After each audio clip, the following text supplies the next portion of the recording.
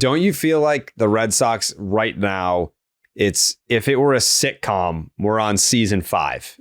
Just like the dumb dumb DNA, I feel like that seeped into the team in probably 2022.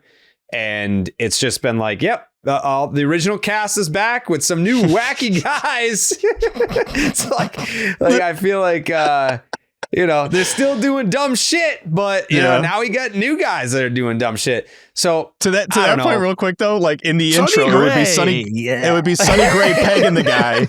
Sonny Gray would peg the guy and be like, "Hey," like then he looks at the camera like, "I'm dumb too. Hey, what's going on?" Caleb Durbin lets a routine grounder just skate right by him, and he goes, whap, whap. Like, he finds the third base camera. Yeah, they're all shooting the promo during the games. Duran gets picked off and he just points.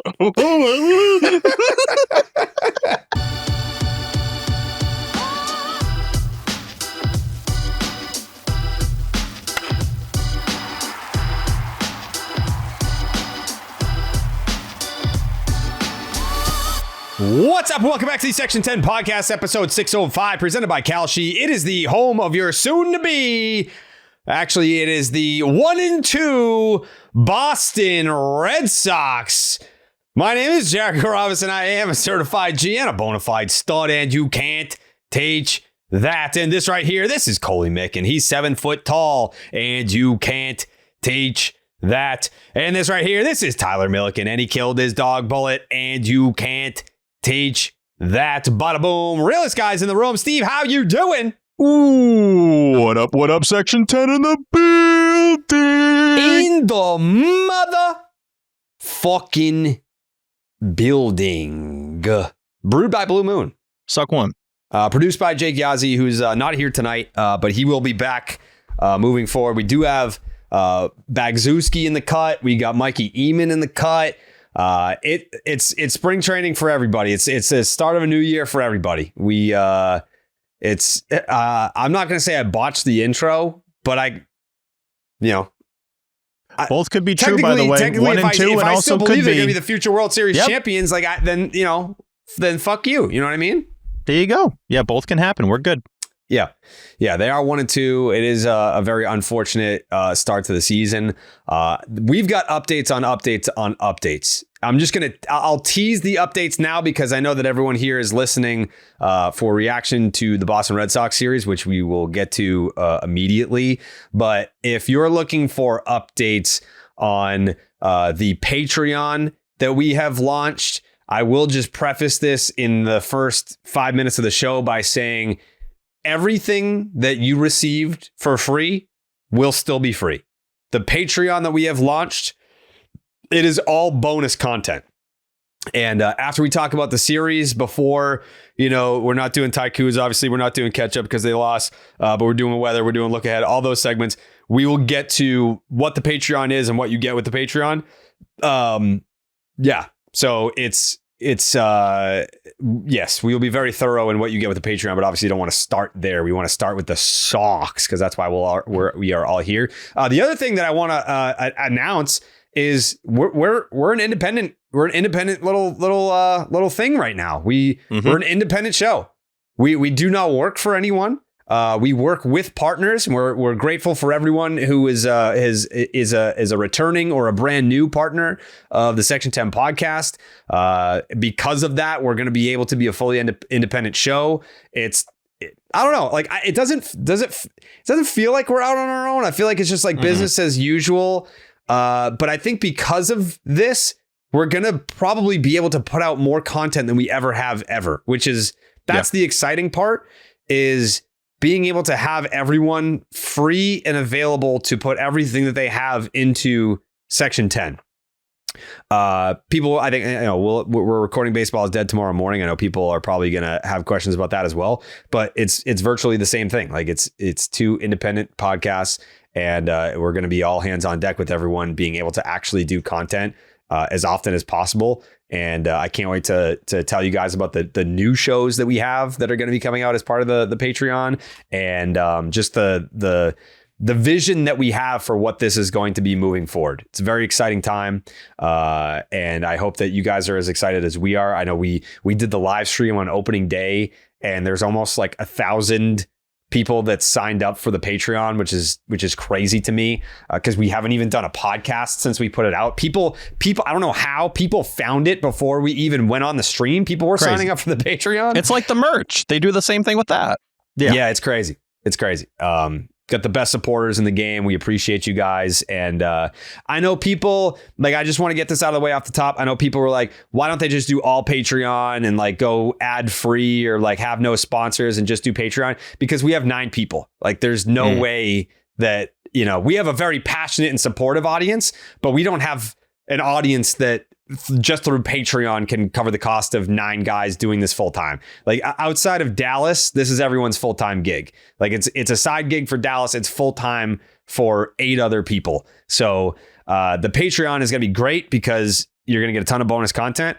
But it's, I mean, I don't want to like cap it in my brain of what the potential is for it, but it's definitely not going to be able to pay for 8 people. So again, we appreciate all the sponsors that have returned or are just coming on for the first time. It's how we keep the lights on. It's how we bring you the best baseball content in the game. And very excited to see what that looks like in 2026, knowing that we're going to get to unleash some people full time, like Steve. You know, Steve was doing stuff for Underdog that was like, you know, taking up a lot of his time. Now he's just going to be fucking unleashed on the social content just for us. So very excited about that. And yeah, why don't we start here? Why don't we start with the new presenting sponsor? Why don't we start with Kalshi? Because we're in a new era. And again, this is the presenting sponsor. Kalshi is the largest prediction market in the United States, and that lets you win money on thousands of different events, the weather, sports, reality TV, and more. You're not going up against a house with edges stacked against you. It is peer-to-peer trading. Real people, real opinions, real money, sports, pop culture. If it's happening out there, there is a market for it. Available everywhere. California, Texas, all 50 states. Download Kalshi. Use the promo code Section 10. Trade $20 and they will hand you $20 back. The link is in the bio. So let's get into it. Here's the best part. Kalshi is available everywhere, including, like I said, California and Texas. So no matter where you are watching from, you can get in on this right now. And here's how it works. You pick an event like, say, will the Red Sox win tonight? Or will the Yankees lose tonight? If you buy yes or no, or a yes or no contract, you are trading against other users who disagree with you. If you are right, you get paid. You can also jump in and out of your position anytime to lock in a win or cut a loss early. It is flexible, it is live, and it moves fast. And they have combos. You can stack multiple predictions together and multiply your potential payouts across completely different events. So I'm looking at the app right now. Super clean. You've got game markets in the middle of there. You have entertainment. You have futures on tons of baseball related topics and anything else that you can think of. I am looking at the American League Comeback Player of the Year. Spoiler alert for tomorrow's BID. I'm going with Yordan Alvarez as part of the predictions pod that we're going to be doing on Monday morning. This is where you put your prediction on the line and it actually means something. And new users, this is just for you specifically. Download the Kalshi app, sign up with the promo code Section10. That's SECTION10. Trade just $10 and they're going to drop $10 back into your account. That's free money just for trying it out. It takes 5 minutes to set up. It works on your phone. And again, California, Texas, all 50 states, you are covered. Promo code is Section10. The link is in the bio. Let's go. Yeah, so that's going to be fun. But what was not fun was this Boston Red Sox series against the Cincinnati Reds. And I know people were like, why didn't we go? Why didn't you go? And I had a bunch of stuff outside of, the last minute cramming of trying to get enough sponsorship to get this going by opening day, which is enough by itself, by the way. Can we just say that? I don't think you need to really there wouldn't need to be something else that's needed. We're trying to figure out exactly what we're all doing before the season starts. That's enough stuff to figure out. Yeah. Right. I think, I don't want to get into it like too much, but I do think that there is like a lack of understanding for how much goes into, like, it's not like, oh, you guys work 6 hours a week. Like, what do you mean you don't have time to do all this other stuff? There's a lot that goes into this job to be able to do it at the level that we do it in terms of the quality and the quantity now, because there's going to be a ton more that's coming. It's a very, very time consuming thing if you want to do it right.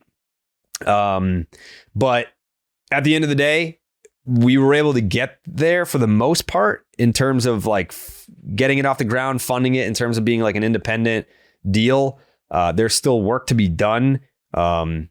So we'll get there. I'm confident that we're gonna be just fine.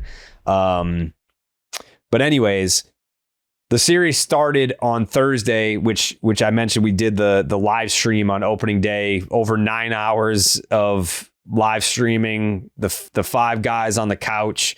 It was 5 dudes. 5 dudes just sitting on a couch. It was a grand old time. And what a way to start the season with a Red Sox win. So I think it's because of just like a combination of the World Baseball Classic and how chaotic the last 6 weeks have been trying to get, all everything off the ground, ready to go by opening day. It almost like opening day like snuck up on me. It's like, shit, like opening day is tomorrow. Like a lot of the sponsorship deals got pushed across the finish line at the buzzer, where it's like, okay, like let's go do this. So opening day in Cincinnati, I would have loved to have been there. There was some stuff that kind of came up personally where it's like, yeah, I don't think it'd be a great idea to not be home. But everything's good now. And it was great on opening day because the Red Sox won a baseball game and Garrett Crochet shoved. And that's pretty much all you can ask for. I know probably what the central message of what we're going to be talking about for this series in particular, it's going to be a little bit on the negative side, but I feel like I would be disingenuous if I didn't point out the outside of Sonny Gray, like the pitching in this series, the starting pitching in this series, like that's kind of what we're being promised, right? Like it's going to be pitching and defense. And at least from the start of this thing, you had Garrett Crochet go out there and do what Garrett Crochet does. And that's why people are like, oh, like why? Like, what do you think about the spring trade? 6 innings, 3 hits, 0 earned runs, 8 strikeouts. Like, that's why we don't panic over spring training. That's why we don't do it. He also, like the major storyline that was surrounding Crochet throughout camp was this new splitter that he had developed while at Vanderbilt. All this stuff, coming into camp, there were stories being written on it. He comes out and he says he woke up. He's done with the splitter. He's just going to go back to throwing the changeup he was throwing a year ago. So another one of those points where like you can have these storylines that build up over the course of camp, and then they kind of just don't matter once you have to flip the switch or once you have to go out there and actually do your thing. And I thought the best part about Crochet in this start, he was good, but he wasn't like the best version of Garrett Crochet we typically see. And he still went out and gave you 6 scoreless. It was only 10 whiffs. Wasn't like he was out here missing a ton of bats overall, but he saved his hardest pitches for the day for that very last at bat against Spencer Steer, where he hit 98.3 2 different times. I think that was just what you expect out of Garrett Crochet. When the lights come on and you have to be that ace, he stepped up and was that guy. The 3rd, 4th, 5th should have all been 1, 2, 3 innings. The 5th, you ended up getting in trouble because of the Durbin error. So you had the first inning, which went well. The second inning was a little tough. And then the 6th inning where he really locked it down. I think that's everything you ask out of your ace in Garrett Crochet. I do love him in those situations where you don't want him to come up too often, but there were a lot of times last year in his first year in the team where you'd have bases loaded, 1 out, or first and second, 1 out, and he can kind of sense, okay, I'm probably near the end of this outing. Like, I think it was only 80 pitches, T, right around That's 80 pitches. Okay, so he knows, all right, first start, Core's probably not going to wear me into the ground here. Coming off a tough spring training. I like that he acknowledged that, too, at one of his last spring training, press availabilities. He's like, well, I've been pretty terrible out here, right? So hopefully I can just turn this around. Like, he was kind of joking about it, which is the right attitude to have. But no, he gets in that situation, and we've seen it a couple of times last year. And that's my favorite Garrett Crochet, where it's like, I know the skill I have. I'm going to strike out both these guys. I'm going to yell a word I maybe have never yelled coming off the mound before. I think if we had some lip readers there, I was like, yeah, he said the P word. I was like, oh, I was scared to tweet it, penis? Honestly. He said penis. He was just like, oh my God, penis! Like as he's running off, which I thought was just new. That's a different approach. Yeah, but never heard him say that. No, exactly. But hey, whatever works for you. If you got a yellow penis running off, that's fine. But that's the guy I love.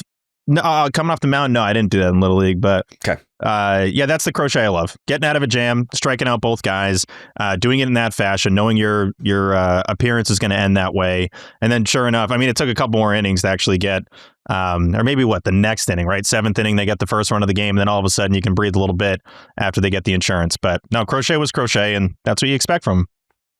The pitching in general, really outside of Weissert, this weekend, I come out of it being thrilled with. Even Sonny Gray, like his stat line looks like shit.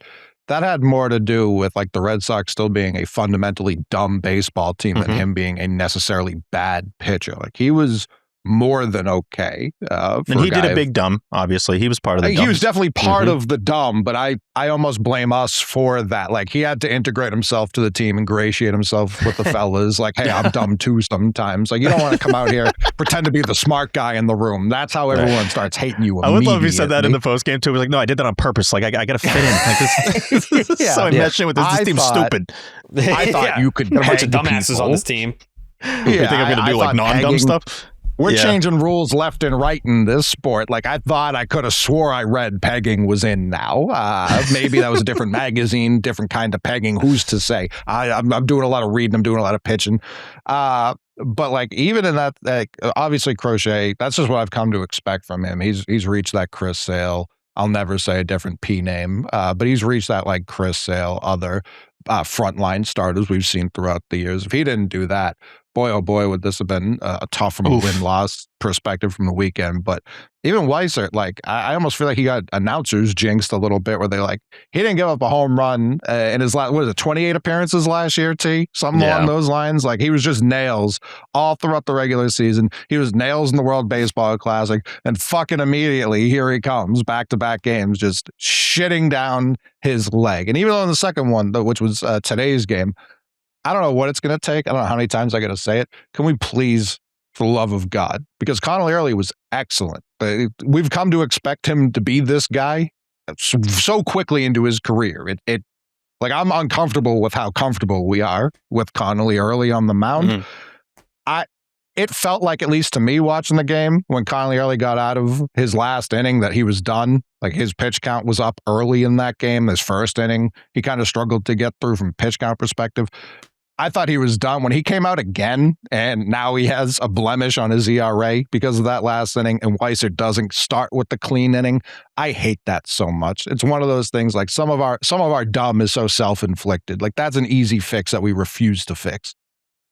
He got near 100 pitches, right? Early in the finale here. Cora was like, we had to. Cora was like, with the bullpen and what we had to do the day before. And they watched him working. through 98 pitches the day before. He didn't have to.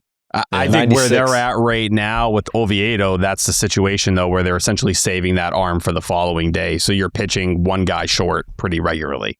I do think, like, you can even question, jumping around here, obviously, but to that moment, we're early. You look at Suarez and bringing in Greg Weissert in that spot. Did it really make sense to pull early? Because you look at Suarez's splits from the year before. Last year against left-handed pitchers, 164, 261, 453, 714 OPS. Against right-handed pitchers, 252, 313, 552, 865. So, like, that is a massive difference we're talking between those two arms. And we knew when Ellie came up that Connolly Early, that was going to be his last batter. That's where it was probably going to end for him. I don't know. Maybe that was probably a spot where you do push him. If you're already there, a couple more pitches, might as well put that guy in a position to succeed instead of Weissert, who threw 27 pitches the day before, expecting it to work out the following day. Like, it just, and it's a guy who carried a heavy workload throughout spring. Maybe they were like, well, he's already been like hot for a couple weeks at this point. We can push him.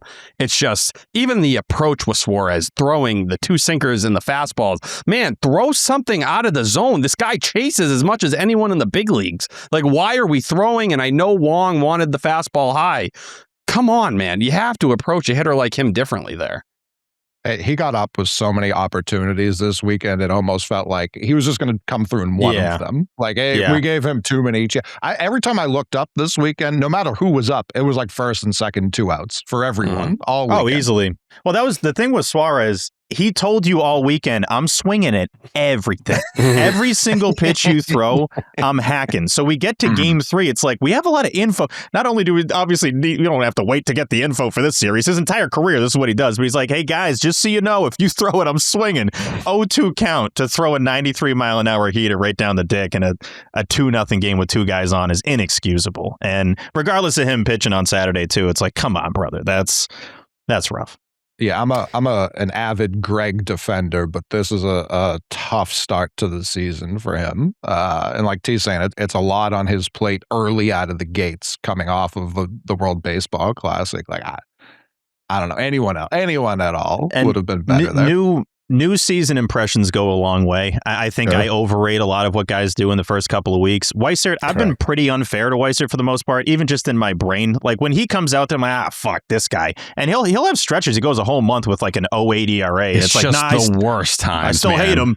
But then he'll do this today. And I don't know if he's got a thing with the young pitchers, but he's screwed over 2 Connolly early starts now. His home debut at Fenway last year, his 2026 debut today, and then obviously the Tolley one against Skeens. He just comes in and completely shits all over that one. So I think when Weissert messes up, it's so notable that it just makes up for whatever stretches that are good that he has. Well, he's a former Yankee, and he throws like an asshole. So it's like you just look at that guy. And T, you pointed out something too about where I didn't mean to cut you off, Jerry, but where he stands on the mound now. I thought that was interesting.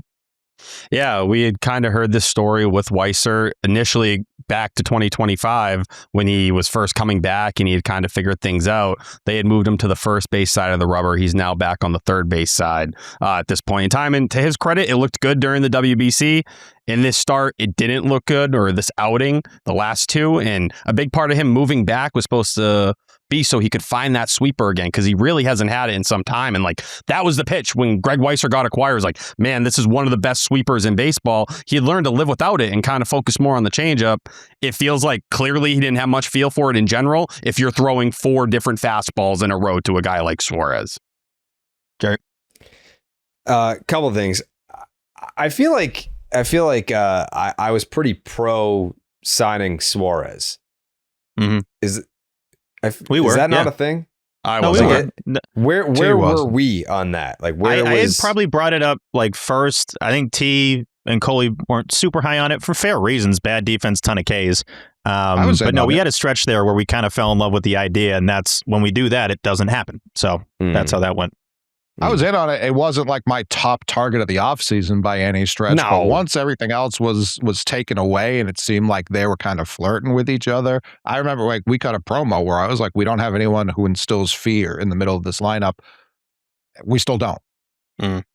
Well, I think that's what stood out, especially on opening day, because like that was I feel like a satisfying game, because when you draw it up over the offseason how a team's supposed to win, on opening day, they won that way. When you looked at the lineup and you realized Caleb Durbin was hitting 5th for you against a left-handed starter, that's where it gets scary. It's like, because they're dropping down Wilyer Abreu a little bit as he adjusts to lefties, you start to see where that missing bat really lies. And yeah, if Romy Gonzalez comes back June 1st, July, whatever it ends up being here, then you feel a bit better, because that's a guy who's going to be in those top 4 hitters or so. You move everyone down a little bit, but against lefties, it's going to be glaring. And I've said it on this podcast a couple times the last couple of weeks. I know it's annoying, but your top 4 bats against left-handed pitchers last year, Bregman, Devers, Romy, Refsnyder, none of them are on this roster right now. And it felt good to go and get that win. You were able to do it on opening day, and it doesn't look like they're going to face many lefties over the first 20 games. Stats have the entire, pitching schedule kind of set up of what they're going to be facing. That's a good sign, but it's something to follow as they go against lefties this year. It also doesn't help when you have IKF there on opening day. Sorry, I had to cook him. Fucking pathetic, 2 pathetic at bats, and he was the only one who didn't reach. Okay. Lost my train of thought there. No, Yugo is always going to be one of my favorites. No, you. IKF brings it out of me. I mean, the right now, because IKF only played in that first game, all the ire of the fan base appears to be directed towards Caleb Durbin. Mm-hmm. And then, of course, when that happens, there's an immediate pushback. Like, it's too early. It's not. Like, it just isn't. Like, he's not going to become Adrian Beltre just because there's more games on the schedule. Like, I feel like I got shit for it on the last episode because I had the lowest win prediction out of everybody. And I pointed to the lineup. Like, we have built an AL Central team. He's an AL Central guy. Even I said it after the game because people were tweeting at me like, people are overreacting. Let people be fans. Like, he was awful. Yeah. We were told he can't strike out. He struck out 50% of the time this weekend. We were told he's a good defender. I don't even think he got an error because of how poorly he tried to field that one that was hit directly fucking at him. Like, yeah. I'm sorry, but like when he gets acquired and it's like, we got Dustin Pedroia again, and then you suck ass, like, no, you get to talk about that. Like, will he be better? I sure fucking hope so. But the problem with average players is they're not just average every game. Some games are going to be really bad. Other games are going to be really good. And then over the course of the season, oh yeah, that guy was average. Right now, we're living with no, this is below average. I hate the too early stuff. I always hate that. It's like, no, give it time. Like, overreaction. There are certain overreactions that I think are ridiculous. We probably all had people in the mentions like, nope, they suck. Told you they suck. Like, okay, relax with that. But if you're going to have an opinion on a player based off of a big series coming up here and then see what he does in Houston, if he shows up to Fenway hitting 0, yeah, I can say that sucks. Like, what are we talking about here? There's 3 guys on the team that haven't gotten a hit. It's Durbin, IKF, and Yoshida. IKF and Yoshida each have 2 at-bats. What's up? I was going to say, like Yoshida's been on base 9 times. This is my point. No, my point is IKF and Yoshida have he's 2 at-bats one strike. Jerry, this is my point. This is the point of the thing where it's IKF and Yoshida have 2 at-bats each. Durbin has 12. So it's like, that's a huge difference here. If you want to get everyday ABs and obviously play a very important role, I never think it's super fair where it then gets compared to the guy that was there before. Oh, this is Bregman's replacement. Stop doing that. Don't do that. It's one series. But at the same time, it's like, it's okay to say that he sucked in this series, and then we'll see how it goes on. We're going to have like 5, 6, 7 different versions of opinions on guys throughout 162. So like let that happen. That's okay to say he sucked, especially in that at-bat. That was an awful at-bat. Huge situation. That 3-1 swing was atrocious. You got Yoshida coming up, which I think you had tweeted about it, Coley. Yoshida's doing something positive there. I am very confident. And it might have just been a walk. It might have been a game-tying walk, but I would feel like he's doing something there that's productive, and he's not swinging at those pitches that Durbin swung at. That 3-1 swing is, in terms of how this series result went, one of the top reasons they lost. Obviously, we'll get into Duran, but every year that goes by, I try to remind myself that we've watched a full baseball season before. You know, like, because I remember what was it, the Detroit Tiger series last year where they walked off the Red Sox like every single game. That was in like May. And then by the end of it, I was like, that doesn't even feel like this season anymore. So like you're in month 2, never mind series 1, game 2, where you're picking apart certain guys. We were in month 2 and it's like that ultimately didn't matter.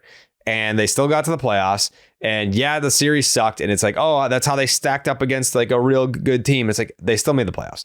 So like to what Steve's talking about with, there are certain things that you can look at this team and be like, it's not too early to make that comment or assessment. Like Caleb Durbin it shouldn't be hitting 5th for the Boston Red Sox ever at any point ever. He's not a middle of the order bat. He was the number 8 hitter for one of the best teams in baseball last year. The number 8 hitter. Like he should not be hitting in the middle of the order for the Boston Red Sox.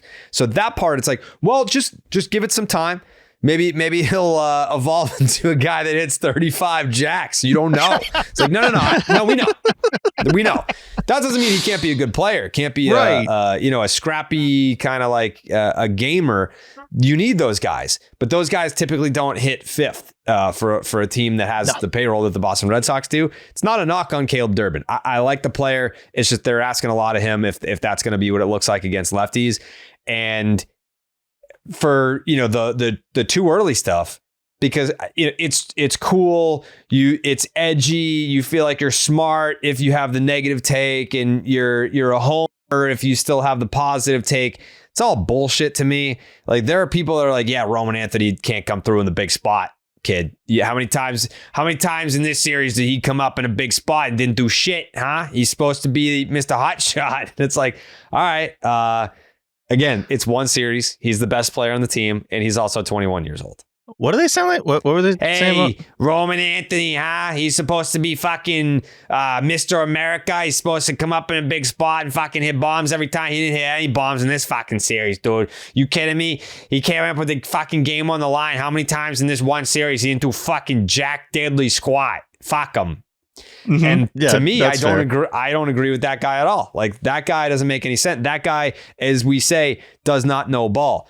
You put Roman Anthony in that spot 100 times, he comes through more often. I don't want to say more often than not, but more than most people on this team. 30 to 40% of the time is an unbelievable amount of time. People were writing think pieces the last couple days on that throw Roman had at the end of the second game. Like, clinging to it as a reason to be like, really? This is your guy? Can't throw. We heard it with the speed conversation during the WBC too about him being slow. Those weren't real people. It's exhausting. And I think with the Durbin stuff, I'm not comparing him to Rafael Devers and saying he's that kind of player. At this time, last year, Rafael Devers was 0 for 19 with 15 Ks. We can talk about the previous part of his career, though. That's where like that completely falls apart. No, but if we're going to do that, are you going to take what Durbin was last year? And I think no one's expecting him to be an all-star or to be Alex Bregman. And if you thought he was going to be Alex Bregman, which to be fair, a certain part of Red Sox Twitter has been pushing that over the last month or so.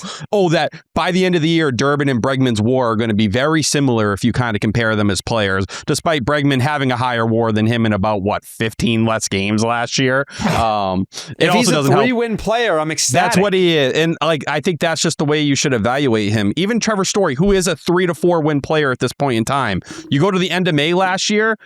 Just about everyone was willing to DFA the player. The Red Sox got to the point where they told him to sit down and go figure his life out because they were out of solutions for him. I think Durbin, 3 games, were they ugly and gross? 100%. He looked nothing like the player you want him to look like.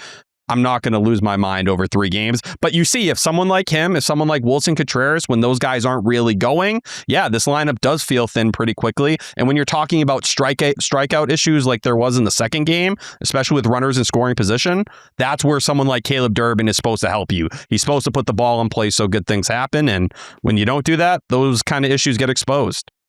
That's where I'm still ultimately going to be fine watching this team. It's going to be frustrating because they're going to have ducks on the pond frequently. I don't think these are overreactions because this is stuff we were saying a week ago previewing the team.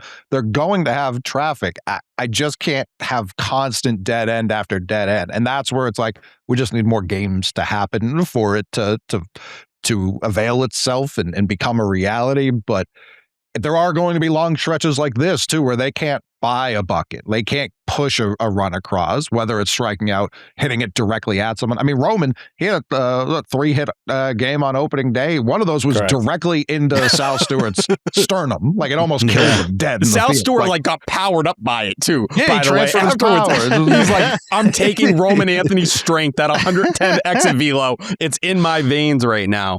But the reality is this team is built to win that certain way. Like you said, Coley. In game 2, guess what? If you play the way you were built and you're able to get the job done, Sonny Gray, make that play, don't throw the ball at the runner. Trevor Story, how many conversations did we have over the offseason about the importance of shortstop defense? We heard all spring training for the friggin' 4th year in a row that things were improved. Well, guess what? You make those plays, you win in 9 innings.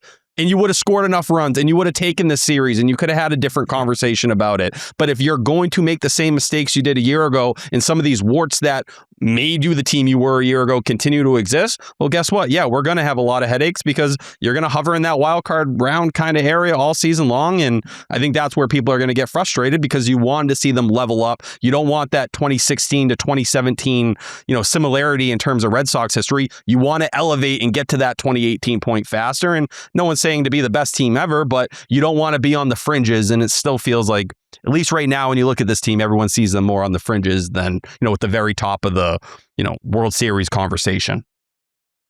And it's super early, obviously, but you're going to have a lot of guys that are asked to do more than they're used to doing, that are going to be relied upon in this lineup a lot more than they're likely comfortable with. I mean, Willier, obviously, just like last year, he's like, nah, I'm good. Like, I can do my part. You guys got to carry your part. 2 for 21 with runners in scoring position in games 2 and 3. And it felt like it was equal opportunity. It felt like they all had a chance. It wasn't just like, okay, we're at the core of the lineup. This is the only guys that can get hits.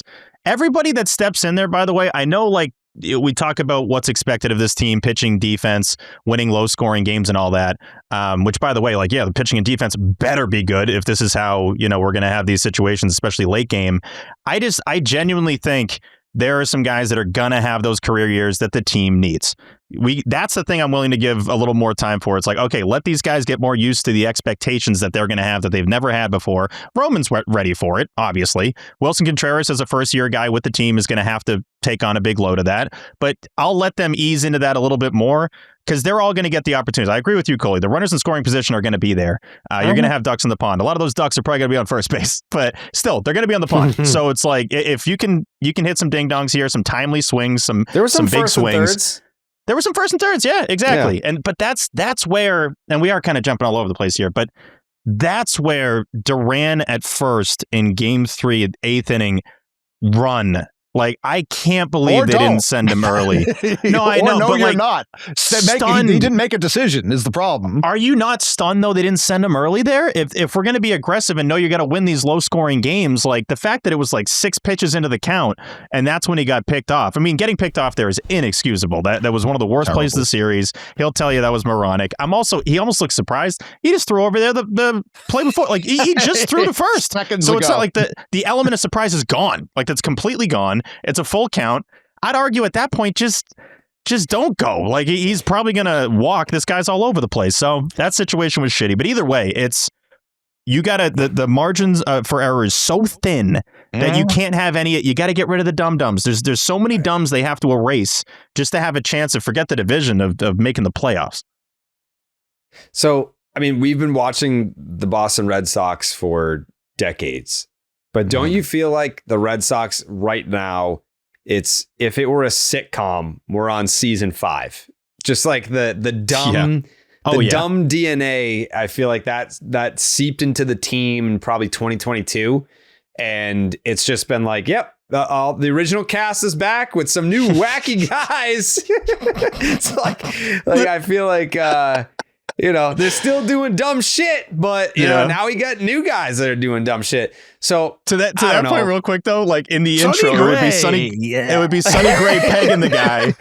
Sonny Gray would peg the guy and be like, "Hey," like then he looks at the camera like, "I'm dumb too. Hey, what's going on?" Caleb Durbin lets a routine grounder just skate right by him, and he goes, wah, wah. Like, he finds the third base camera. Yeah, they're all shooting the promo during the games. Duran gets picked off and he just points. I'll be honest, I don't think that was even, it's close. It probably was the dumbest thing Duran did, but him, I don't know if you guys all suffered the same heart attack I did when he just let Yoshida get that ball and left. Like that. Yeah. You never cede the ball to Yoshida. Like that's like he just kept running in, and I was like, he's gonna get to this ball, right? And then he started running a little faster, and then Yoshida's like, "Don't worry, I got it." It's like, no, you don't. That's not how this works. I didn't know what to believe in the finale. The ball was traveling like crazy, but like selectively. It wasn't consistently traveling. That was weird. The Sal Stewart home run in Game 2 off Sonny Gray, I was like, I could not believe that ball got out of the ballpark. Like I saw it, I was like, that's not even getting to the warning track, and then it just gets over the fence. Connor Juan getting to the wall there? What the hell was that? How did that ball get to the wall? He wristed it to the wall. Did you guys hear Will's call? I saw you talking about it, but yeah, he had it as like a pop up to second base. I cannot believe what I just saw. Wong's body language thought the same thing as well. He literally said, like, it's off the end of his bat. What am I talking about? That ball is going. Like, I was crying, laughing, listening to Will call that. He just reflectively swinging a pop up came basically out of his mouth, and then he was like, "Wait a minute, this thing's got legs." Yeah. And then Roman actually spanked one and was like, nah, that ball's not actually hit hard at all. That's right to center. So I couldn't have read the ball much worse all series. That was rough. I get to bring it back to, I think, early overreactions.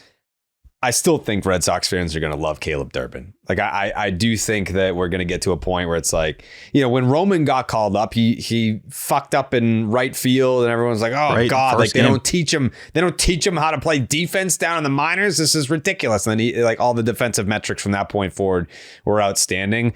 I'm sure that as a human being, there's got to be some jitters that come with like, yeah, Milwaukee's a cool place to play, but oh shit, this is the Boston Red Sox. I'm replacing Alex Bregman at third base. I'm sure that there's some nerves there. I'm willing to give him a pass on that and then look at the overall sample. And I am willing to bet that when we look up at the end of the year, we're like, yeah, Caleb Durbin, pretty good player. Happy that he's here. Good piece of the puzzle. But again, like, he's not Alex Bregman. We all know that. I think it's it's the same thing as, it's not the same thing. It's similar to when Verdugo came over here and the early shit was just like comparing him to Mookie Betts. He's not Mookie Betts. No shit, he's not Mookie Betts. We're not asking him to be Mookie Betts. We all know he was close though, right? That was one for one, basically. He got MVP votes in 2020. People forget that. Robbed that homer. Remember that team? Remember that? The Blue Jays. That was the early thing with Verdugo, was like, oh man, he's not Mookie Betts. He's not even close to Mookie Betts. I hope that Durbin doesn't have that follow him where it's like, oh man, like, look at, like, Bregman hit 2 home runs today and like, look at Caleb Durbin, like, going 0 for whatever. I hope that that's not a thing. But either way, it was a frustrating series because I'm not saying that they should have swept. They shouldn't have. There's a name that we haven't even mentioned yet. Fucking CB Bucknor. Like, we haven't even mentioned the name he yet. Don't get it.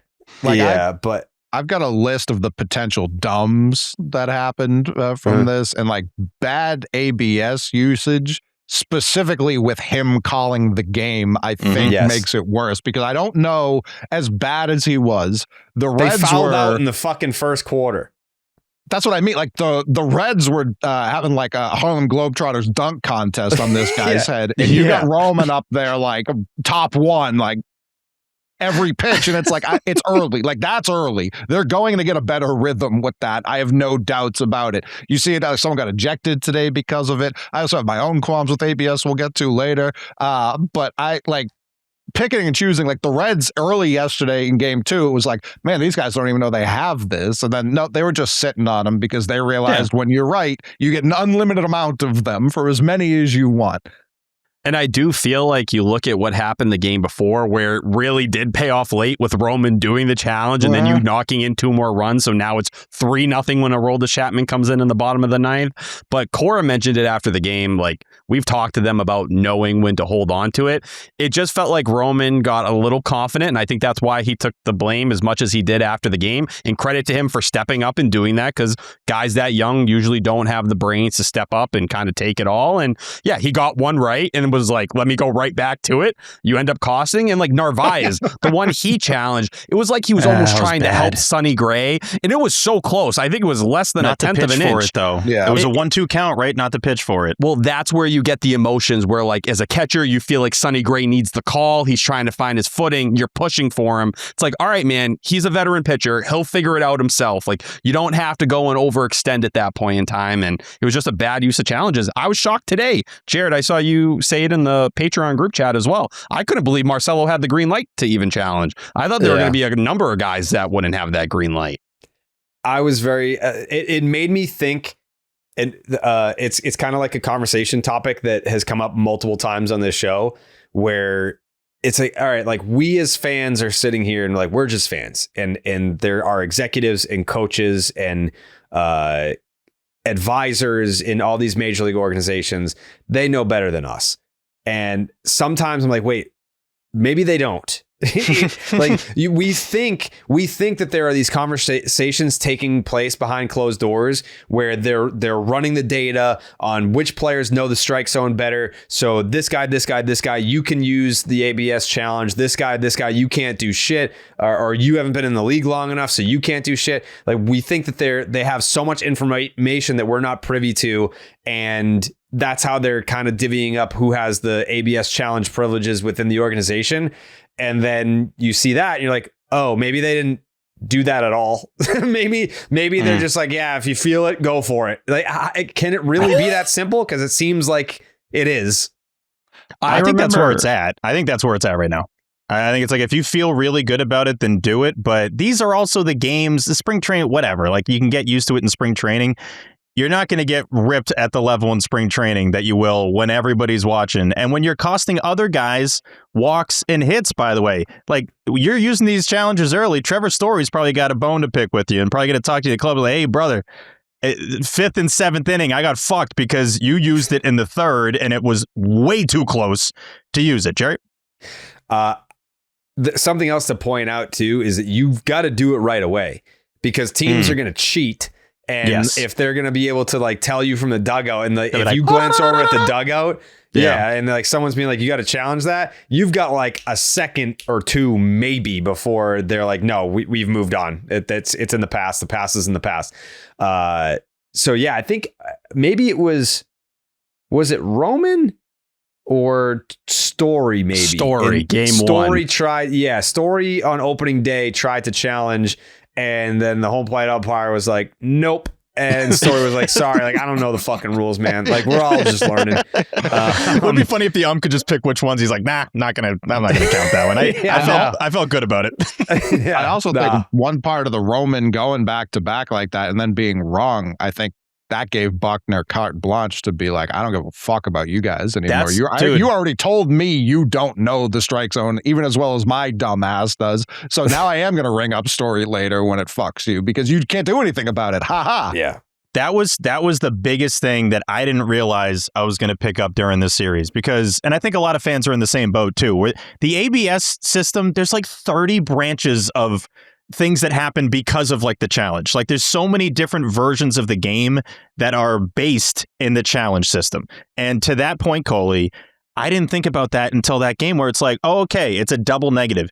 You got your challenges wrong. I'm a veteran ump. You're showing me up, but now I think I know better than you. And to prove it, I'm going to call all these things close strikes, and I'm going to rub it in, and you can't do anything about it. And that's how it felt the rest of the game. A lot of people were saying, "Oh, CB Bucknor had a little extra in the strike three calls." I think that's just how he calls strike three. I think he's just like, "Oh, he does the whole thing." But But I didn't think about that until it happened, where it was like, right, these vets are going to be like, "Listen, you thought those were balls? Get ready, bud. These are all strikes. Everything that comes in here." Yeah, I think that's why Story got some leash in that 8th inning. He should have been ejected. Like, let's be real. I can't remember the last time I saw someone get in an umpire's face, give it to him for a good 10, 15 seconds, and then he let Cora come in, pull him away, and Story was still going at him. It wasn't like he immediately turned around.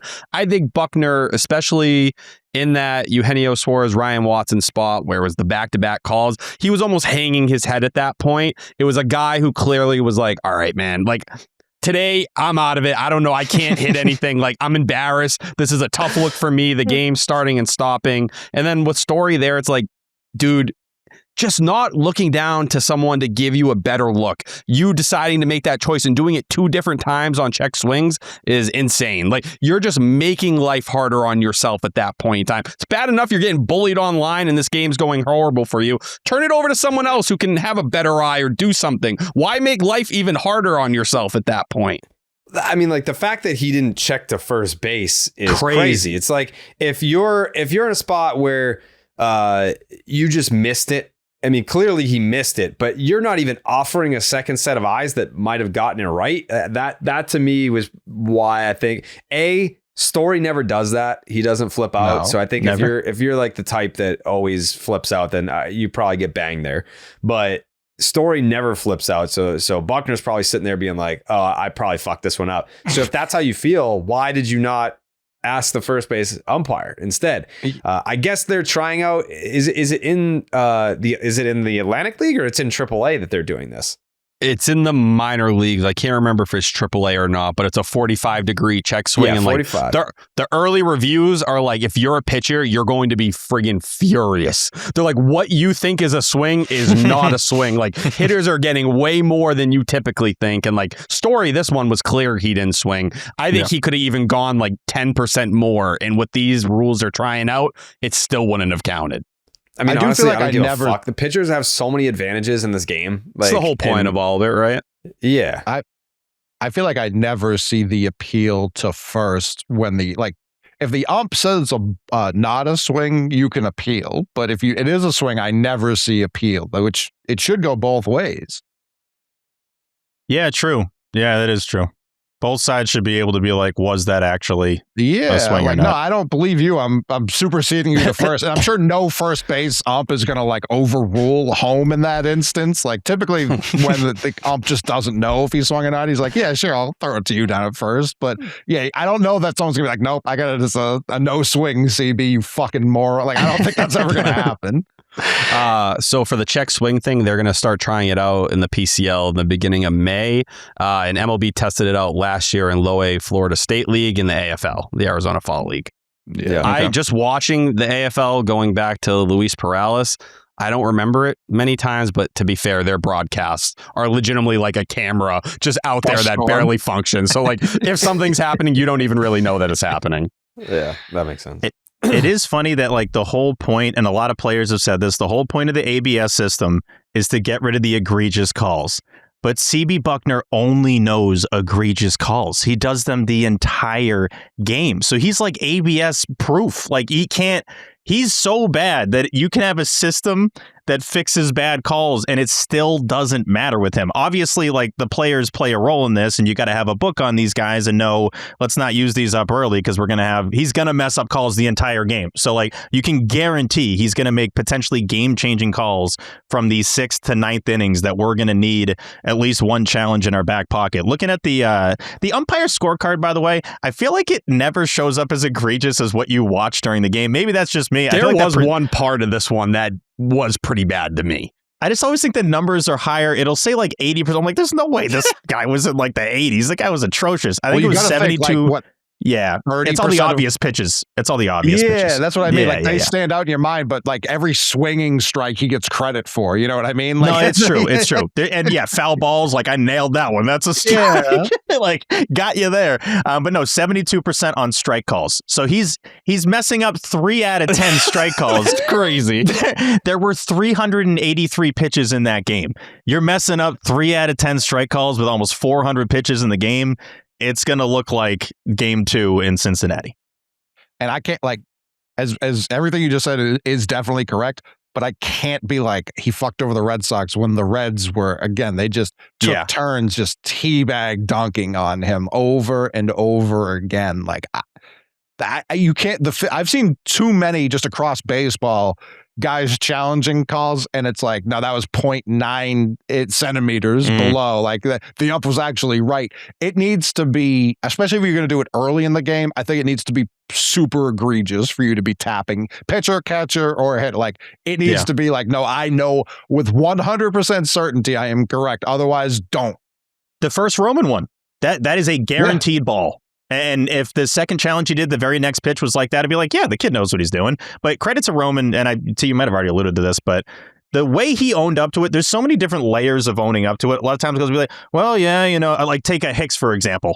Like he would never own up to anything. And then you look at Roman Anthony and it's like, I'm the best player on this team. He gets intentionally walked in game 3 when he's 0 for 4 and he's the go-ahead run. That's how much respect teams have for him. And yet he's willing after that game to be like, no, it was stupid on my end and it's never going to happen again. And if you just, sometimes the quotes don't really translate to when you actually see how they said it. He almost cut the question off and was like, no, I completely messed up.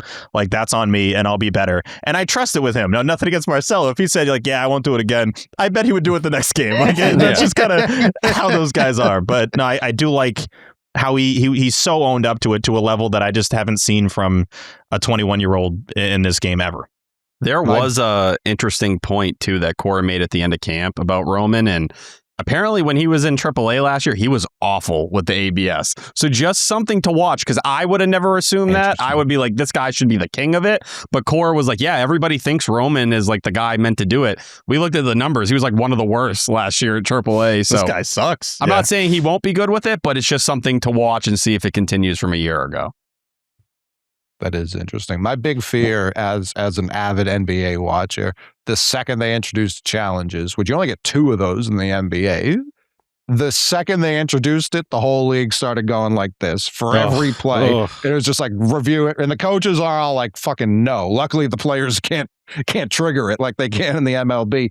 But every guy, and my fear is because the players can trigger this, we're going to start to see some guys like Roman did get a little hot, start feeling themselves, and be like, "No, I know I'm the king of the strike zone. I'm the absolute king." Bang. It will be interesting to see. I mean, we got the umpire scorecards. Let's give it like a month, like the end of April. Can't wait to see who sucks the most at the strike zone in terms of hitters. Who's tapping their head the most that feels like, no, I know this zone, and that's getting them the most wrong. I would assume T on Savant, they're going to have a section for this. Okay. There's already a leaderboard if you go on there, and you can separate it by team, by players on each side, pitcher versus position player, or however you want to go, offense versus defense. And I think eventually we're going to get to full robot. It seems like, I know Stats was pretty early with this in spring training saying it. But even just after a full series of real baseball, it's like announcing that they're challenging it. I mean, the whole building knows at this point, if he taps the helmet, that it's a challenge. I don't think we need to say it. And if we're talking about speeding the game up, it's like, this would be an easy way to speed it up. Have the umpire behind home plate, call plays at the plate. And he just has a robot or whatever, a buzzer that's telling him what the balls and strikes are, and he just, acts it out. My big problem with ABS thus far, and it's something we talked about a little bit during Just the Nuts during the playoffs, because this was a big topic of conversation. We knew it was coming. When they cut to the replay and it's like, exactly one stitch of this baseball hit the strike zone, that's not a strike. I'm sorry, that's not. I'll never agree that's a strike. Like, in no world, if Jared wants to talk about the pitchers having the advantages, if now all you have to do is it's kind of like when you're playing wiffle ball and you're using a chair as the strike zone. Oh yeah, and it grazed this the arm. curveball goes behind your back, but it hits the leg of the chair. It's like, well, it's a strike. No, the fuck it isn't. Like, no, it's not. If the ball spent 0% of its life near the plate, but one stitch happened to nick the back part of the plate, it's not a fucking strike. I think that's why when they do the ABS, it's not the front of the plate, it's the mid-level of the plate. I think that's supposed to help a lot with that. Like you said, I bet there's certain breaking balls from some of these guys, the way they spin it today, where you can just clip it to the most ridiculous level. Just how repeatable is it? There's going to be something that hasn't happened yet, but there's going to be one near the end of the game, Coley, that's like that. That's a great example. We used to use the chair all the time, backyard wiffle ball. That caused about 1,000 fights where it's like, I know it hit the chair, dude, but if we're just talking baseball here, you take it so seriously. I heard it. Heard it. Yeah, I get that you heard it, but just hear me out. That we know it wasn't a strike. You know it wasn't a strike. There's going to be one that matters a ton at the end of a game. And I think there was one in Game 3, if I'm not mistaken, by the Reds that did graze the outside. But it's but that's not a strike though, because it never it curved in, and so it never owned the plate at any point. So to that point, Cole, it owned the plate for 0.01% of its existence. Strike's and a strike. that counts as it is brutal. I'm trying to. It's so hard to compare to other sports, but if I'm an NFL receiver and I have 98% of my body out of bounds, they're not well, that was a catch. You know what I mean? That's just not how that works. That's not how that works anywhere else. If I'm looking at the strike zone as inbounds, I need at least a quarter, half of the ball to be in the strike zone. What percentage are you looking at? My mind goes to half. I genuinely think it's got to be splitting that ball in half on the zone for me to count it. Maybe it's 33%, a third of the ball. It can't be one stitch on the fucking lace. It can't be that. Now, is that an accuracy issue, or is that because the idea of baseball has always been if it just clips any part of the zone, it's a strike. In the NFL, it's you can't touch any out of bounds spot, right? That's always been the writing of the rules. Are you just getting to the point where you think it's the little detail, it's to the point where you're focused on something that is so small that it's almost not inconsequential, it's getting but too cute. Yeah, you're almost too deep in the hole at that point, analyzing that stuff. My fear is probably too strong of a word, but we're going from a sport that as recently as last October was super inexact, and now if we're going to go full robot umpires. And it almost changes catching in a way where I argued about this with Dallas, who's always going to take the pitcher's side. But my thing too, if you call for something up and in, and we used to see this all the time before ABS, if it was up and in and you just threw the wrong pitch or you threw it shittily and it went low and away, when the catcher dives across the zone like that and it's clearly in the strike zone, you never felt right when the umpire got it right. It's well, that was a weird guess. How did you even assume that was a strike? There was so much that happened in front of you in a blink of an eye. How could you have possibly gotten that? Now, what I would say to that to counter myself is yeah, if a catcher just set up and in, but he called this over here knowing he's got the robot umps, that could be interesting too. I would need to know the pitcher's intent, which is not, that hasn't been in the league since like 1874. So that's where it would be tough, but I just can't, I really can't jive with seeing these, because whoever got ejected today in the Twins game, it was exactly that. It was exactly one asshole hair of the baseball happened to hit the zone, and they were like, "That's a strike." I don't know what to tell you. It's not. Hair. Yeah, what are you gonna do? Hoo-ha, you're out of here. Yeah, that's what it was. It's like, all right, man. Like we're getting too exact for like I don't know, like some ambiguity. I'm not saying I want the Levon Hernandez game that Braves fans point to, like, oh, ABS, we would have won this game. Like, I don't want that either. I don't want the ball being in the opposite batter's box and just being like, I'm fucking out of here. Like, I don't want that either. But I would like, I don't know. I think that part needs to be redefined. If it stays a strike, I would like that they get to do the strike 3 again right in your face. It's like you get it. So you took away my call the first time. Hoo-ha! Like right there. And you can like hit him with it too. That would be great. I do have a weird feeling, almost a hatred developing now early in games. There was one with Trevor Story where like gets rung up, strike 3, the ball wasn't in the zone. Like it was clearly above the zone. And I'm like, come on, I want you to challenge there in some of those moments now, because when you do have it and you don't pull them and, sometimes it is that kind of borderline pitch right above. You're like, that's a wasted opportunity. How do you look at stuff like that? You don't know the zone well enough in that case to even know that you got screwed. That almost pisses me off even more. So it's like that constant balancing, and it's a different structure of it all. But I do still like this version of it because if you go all the way, then framing and so much of the catching position changes in terms of how you value it. Right now, where if you frame a pitch really well and someone like Trevor Story can't even tell that he got screwed on the call, that's a win. Once you go all the way in the other direction, I feel like at that point, you should only play offensive catchers. And as long as you're not Connor Wong and the ball skips by you 3-4 times a game, you're in a good spot. I don't know if you guys realize this, but I think there's a lot of dudes now, because you just get used to, obviously, you play 162, like Trevor, you've played a bunch of seasons. You just have stuff that you do that's part of your like game-to-game movements of your body and just like reactions that you have. There were a lot of times this weekend where guys wanted to complain to the ump, but they still have challenges. So they like can't complain. It's like, bro, if you want to challenge me, like, let's dance. Like you can use one of these and see if I'm right or not. And I noticed that a few times today where they had a look on their face where they wanted to say something. It's like, hey, you want to say something, like throw the flag, like throw the challenge flag. Like if you're not gonna, then you can't do this. So we're in this, and I don't think it's gonna last forever, but we're in this weird middle ground now where the ABS system is its own game during the game. And I like it for the most part for now, just because I feel like it's great for us with, especially the live game chat on Discord. Like it adds this other layer of drama that you just never had before.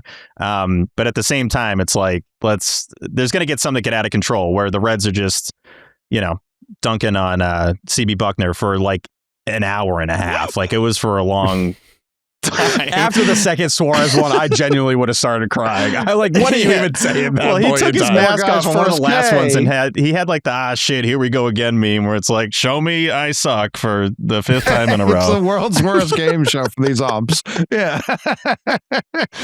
So I saw with Durbin too, there was a point in that second game where he wanted to challenge and then he realizes he went up, oh fuck, I don't have a challenge. Even sitting here watching the game, I'm tapping my own head sometimes because I'm like, let's go. Come on, give it. Like, I need it here. But it's like muscle memory. You see, it's so built into these players' head at this point.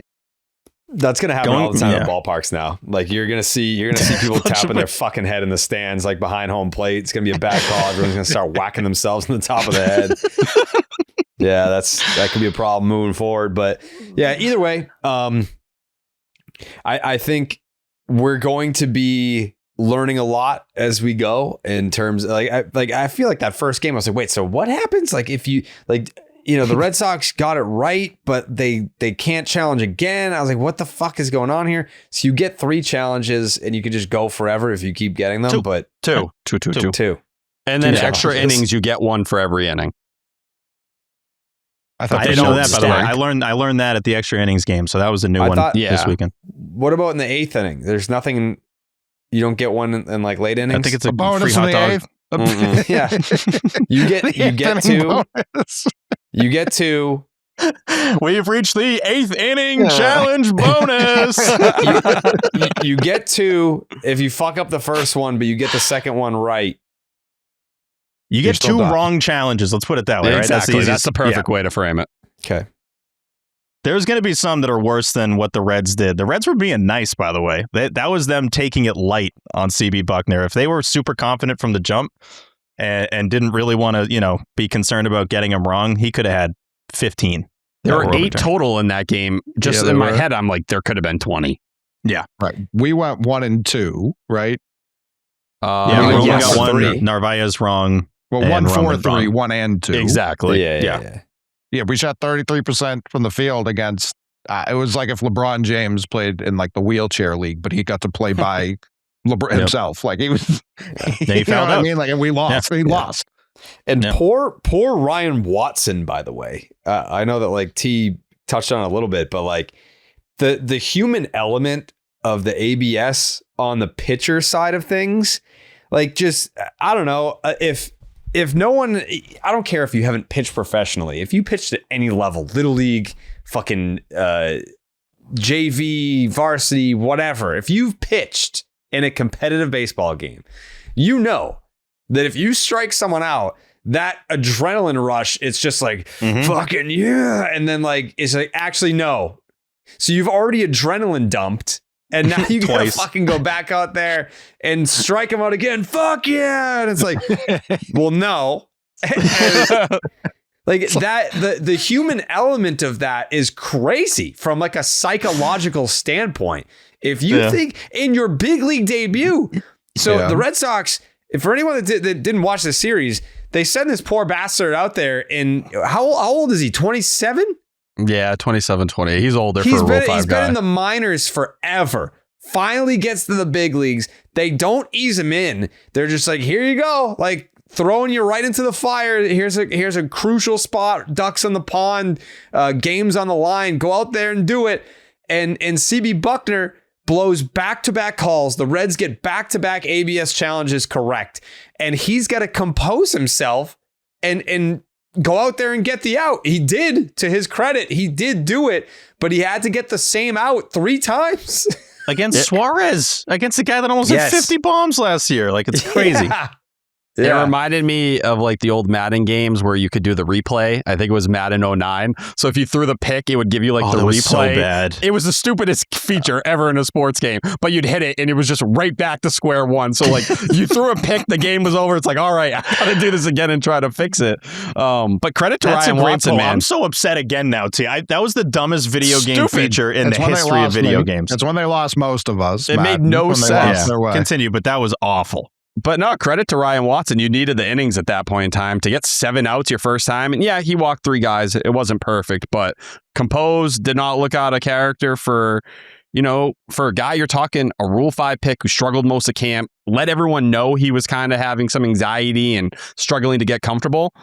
First opportunity, Cora seemed really impressed, and it's a short leash for him. If things go wrong, Tommy Canley's knocking that door down, waiting. He's working out in Fort Myers. So the fact that he showed he can give you length, that's a major thing for this Red Sox bullpen right now. He looked like he belonged, for sure. I was impressed. Like the walks didn't really bother me because he was working around it fine.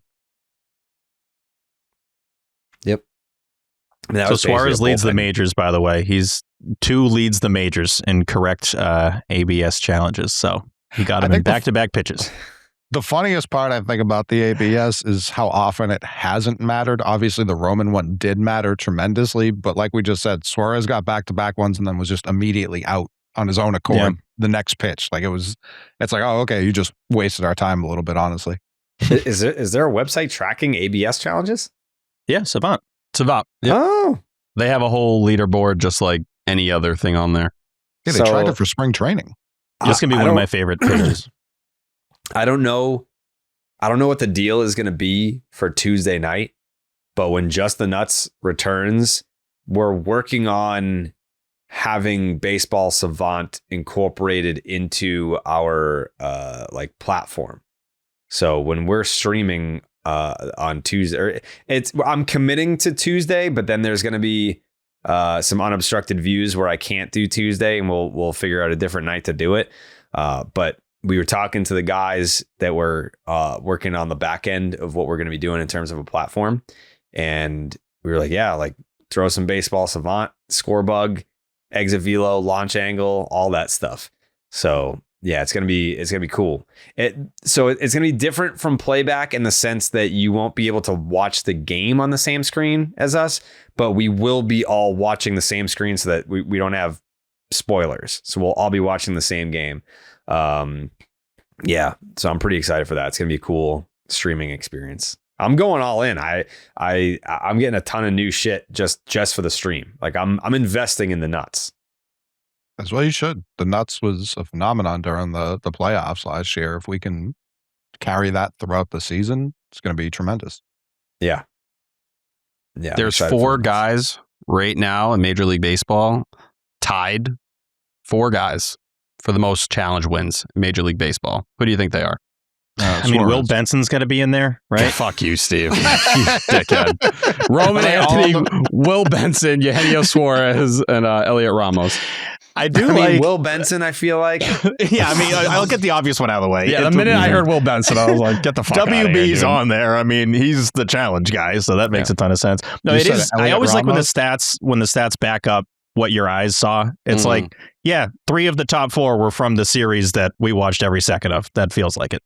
Yeah. This episode of Section 10 is sponsored by BetterHelp. We take a quick time out from the 10 to talk about March, which includes International Women's Day, a moment to celebrate women's strength and progress while also recognizing how much they carry every day between caring for others and managing unseen responsibilities. Their emotional well-being can be easily overlooked. We want to remind women just how much they matter and that therapy offers a space for them to take care of themselves in the way that they deserve. And man, do I think of my mom right away when I think about strong women that should be taken care of the way that they deserve. I love my mom. She's actually a sounding board for me. I wish I could be a sounding board for her, but I don't. It's the other way around. She's basically my therapist when I don't talk to my therapist or I can't see my therapist. I'll just pull up, talk to Ellen.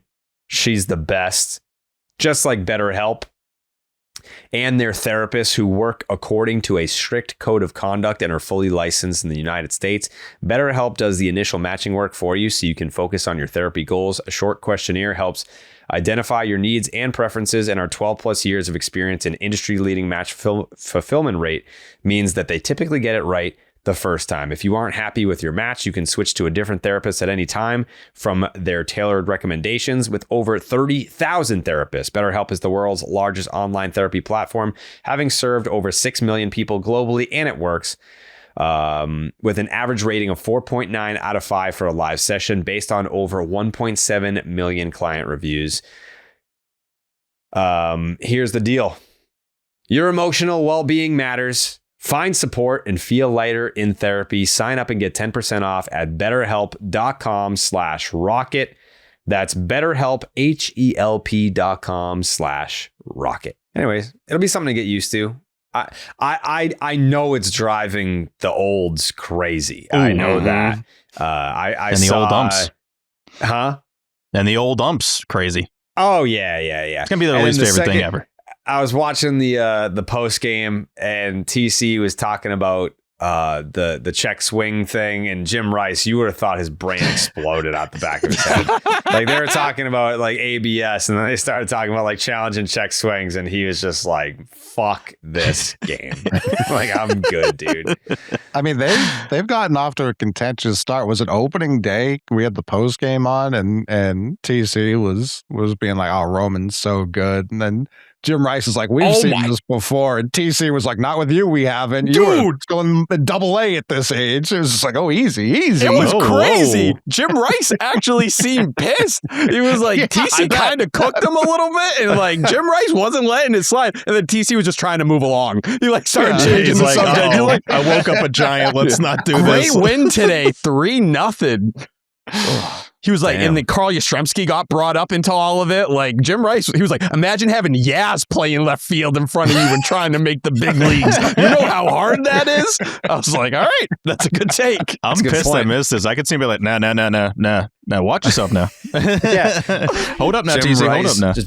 They cut to commercial and you see the camera fading away and Jim Rice is beating the bag out of TC out there. Poor Lenny's just trying to break it up. They just got a decorative bat in the background and he's just wailing him with it. Like, how dare you? Lenny is so underappreciated, man. He's awesome. Is awesome on the post game. New hair. Great way of the buzz cut going on and all that. He's sexy. He has a really good way of just like speaking to you through a baseball player perspective, but it's not too old school, but not too new school. It doesn't matter where you are as a fan. You feel like, all right, this is good shit. I want to hear it. And like, he's personable too. He's willing to laugh and make fun of himself. What more do you want? And still says stuff that, and there's stuff that I'm learning every day about the great game of baseball, but he'll still bring up stuff in such a calm way that I'm like, oh shit, I didn't think of, right. That actually would be true. Like from the pitcher perspective. So he's dropping those every post game. Lenny's really good. Lenny, I want to say back in 2004 had like an apartment that was above the baseball tavern or like right near it. Oh, I believe so. Yeah. Jealous. What a hell of a time that must have been. Yeah. Rule 5 legend. That's like being like, I was at Woodstock 99. Like, oh, okay. For the whole season. Yeah. Yeah. Speaking of Nesson, should we touch on the Scorebug? Oh God. So I don't feel bad about this. I know. As like, is that this season? I literally just, the press release came out for like the Nesson talent and all that, and I hadn't signed my deal yet with them. I have since signed it, so I can confirm that I'll be back for Unobstructed Views. That being said, that Scorebug was like, it was like a meme making fun of big Scorebugs, but it was real. And it was ginormous, and then it started taunting us, where it would be like up here in the corner like this, but then it would have something that fucking dropped down from it, and then it would have something that would shoot out the fucking side into the batter's box. It kept like evolving like a zombie from Resident Evil. It's like, oh shit, Now it's something else. It's something bigger and scarier. It was insane. I don't know. People think that my takes and opinions get paid off. That's not the case. I saw the Scorebug. I thought it was ginormous, and I thought it was off-putting. I also, the color, it's like, it's bright red. It looked like the Cincinnati Reds broadcast. It doesn't look like a Make Red the Red Sox blue. Yeah, it didn't look like a Red Sox Scorebug. It looked like a Cincinnati Reds Scorebug because of the colors that they were using, and it didn't help that they were playing the Cincinnati Reds. Right. Red is in the name. Yep. Nesson's the blue ticket. Like we call it that all the time, like jokingly, but like it's our whole lives been blue. And then for them to go red on red for the first one was just jarring. It was a lot. Funny enough, though, that became like the fifth part of the Scorebug that jumped out like that. I got down the list of like things that were distracting. I'm like, oh yeah, the double red. We'll have to figure that out later. With these ads, like these ads are really taking over. I do think though, and Nesson probably sees all the reaction on socials, they did trim it a little bit. I was doing a little like Scorebug analysis here as the series went on. That Vanguard thing got smaller, so it wasn't as in your face. I think it's Surfside or whatever, no free ads, but like theirs jumps out big time. It's only for the second inning. They get a so it's like the second. Yeah, you get through that second inning, and that Scorebug, I'm telling you, that Scorebug ages as the game goes on. It gets better if you just get to the later innings in the game, but I think it'll look a lot cleaner for Houston. It'll probably be orange, so it's not, I mean, that's still loud for red and orange, but hopefully they don't have the same colors the entire time. I like having the logos on the Scorebug, I will say. It took a little bit to get used to, but I think it's cool. Sorry, Jared. Yeah. So I'm glad you mentioned the logos. I don't mind the logos, but get rid of the name too. just do logos then, because then you can cut down on size. They're going logos, name, and sponsor. I mean, eventually we're not going to be able to watch the game. It's just with the view too. Like you're not going to be able to see anything. No chance. Views, Nesson views. Oh yeah. The one you're on. The show I'm on. Yeah, you're right. Mm-hmm. Yeah, you're right. I know we joke a lot on Twitter, Jerry.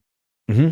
I wasn't joking with the tweet I sent out there. I was like, let me know what's going on with the game because I can't stop looking at the scorebook. For the first two or three innings, I couldn't stop looking at the scorebook. And to your point, it kept jumping out at you at different angles, and I'm like, what's going on with this game? Like, I want to watch this game, but the scorebug's yelling at me. It's crazy. So especially on Jerry's TV too, because it was even larger at his house. Oh yeah. Yep. Well, that's what happened to me at the bar. I'm watching the game and they have it like on the wall, right? Like these big projector who screens. Sponsored that event? I have no comment at this time.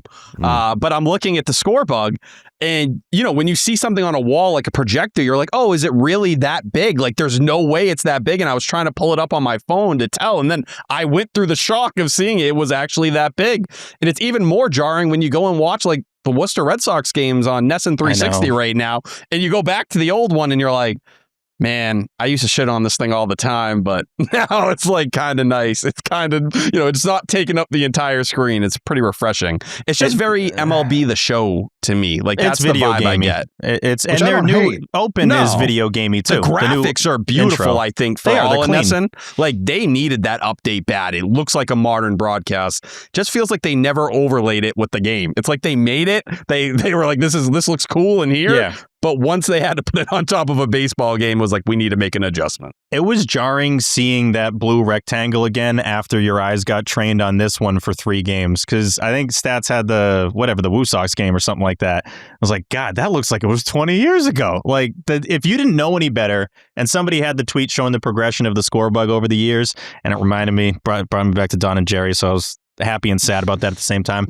But seeing it go from what it was last year to this year, you would think that was, if you didn't know any better, you'd think that's like 7 different iterations of the Red Sox that happened during that course of time. They did just go for it. They ripped the Band-Aid off. This is completely different. And I do always want to tip my cap when someone tries something different and doesn't just run back the same stuff. But it's loud. When it doesn't have all the bells and whistles on it, it's not bad. I don't think it's bad at all. Yeah. Just I chill with the ads a little bit. People saw the Pirates scorebug because they played the first game.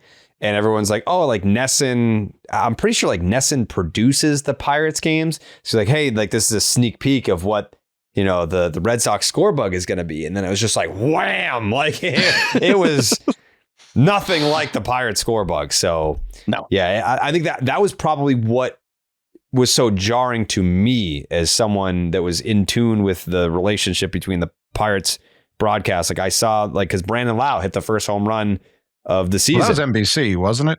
It was NBC. That was national. Mm-hmm. So then am I thinking of the spring training scorebug then? I think that is what you're thinking of. Who knows what you're talking about? I remember that being a conversation on Twitter like the week before games started. Yeah. That was probably it. I think How I many saw the moons Pirates have you had on tonight? Yeah, jeez. 5? Have you had too many moons? We've been mixing in some moons all day. Mm-hmm. Responsibly. Yeah. Yeah, I'm just making sure you're keeping it responsible. Oh, nothing but responsibility over here. Yeah. Okay. Yeah. Right, so I'm not going into the Patreon thing yet, but I'm seeing a lot of people because part of the Patreon is you get the Milliken Manifesto before the pod drops and the Stop and Shop look ahead notes in full. Like these are like Tyler's 6 pages worth of show notes. You get them before the episode drops, including the Stop and Shop look ahead. And people are like, this is fucking sweet. So I'm glad to see that the feedback is nice. Yeah. I mean, when we do get to the Patreon part of the show, you're going to look at this and be like, they gave us too much. Like for what we're giving for these tiers, the cost of them, they gave us like 10 times the value of each tier. Mm-hmm. Yeah. Red Sox win 3-0. Yeah. Yeah.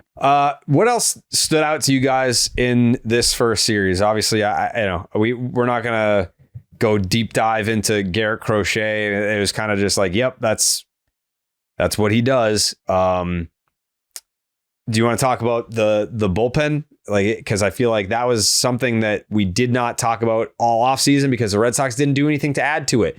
They didn't do anything to upgrade it. How are you feeling about this Red Sox bullpen after one series, T? Is there anyone that stood out to you where it's like this guy's going to be a guy, this guy's got to go? Like where are we at on the Red Sox bullpen?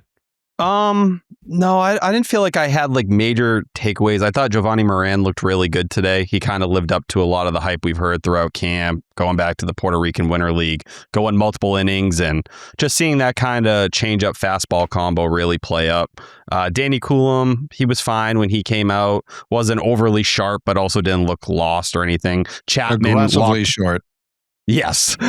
Chapman was Chapman. Garrett Whitlock was Garrett Whitlock. I thought with Slayton, while he got put in a really tough situation game 2, the only thing that's made me a little nervous, it's nice to see him miss bats. He's walking guys.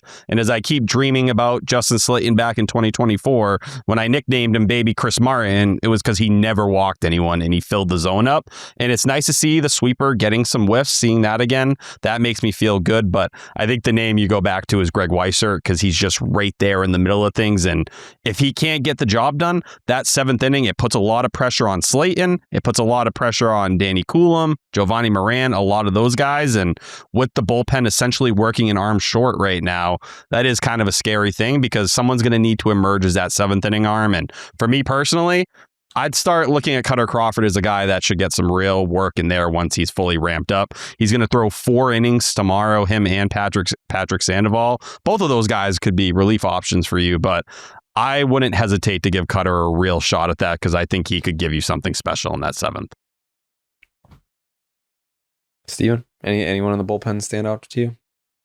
Not really. I mean, I agree with what T said there. I think you say bullpen, I think of the pitch Weissert threw.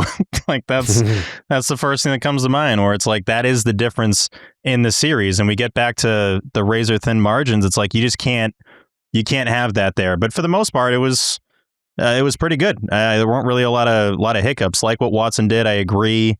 In that situation, it's got to be so much to be making your debut with the team, and you got to strike out a mega slugger 3 times in a row, basically. Like, that's absolutely absurd.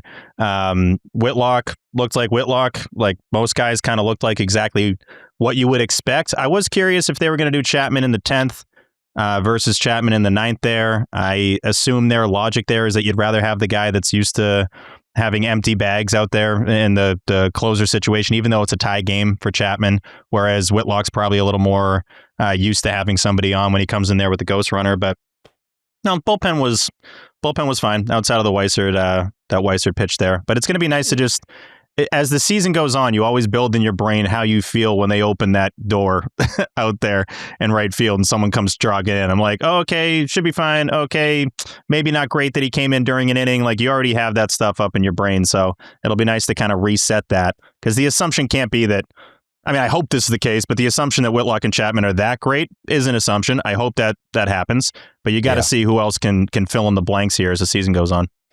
So obviously there was going to be a lot of ABS talk on this show just because it's the first time that we've seen it at the big league level, especially with the Boston Red Sox.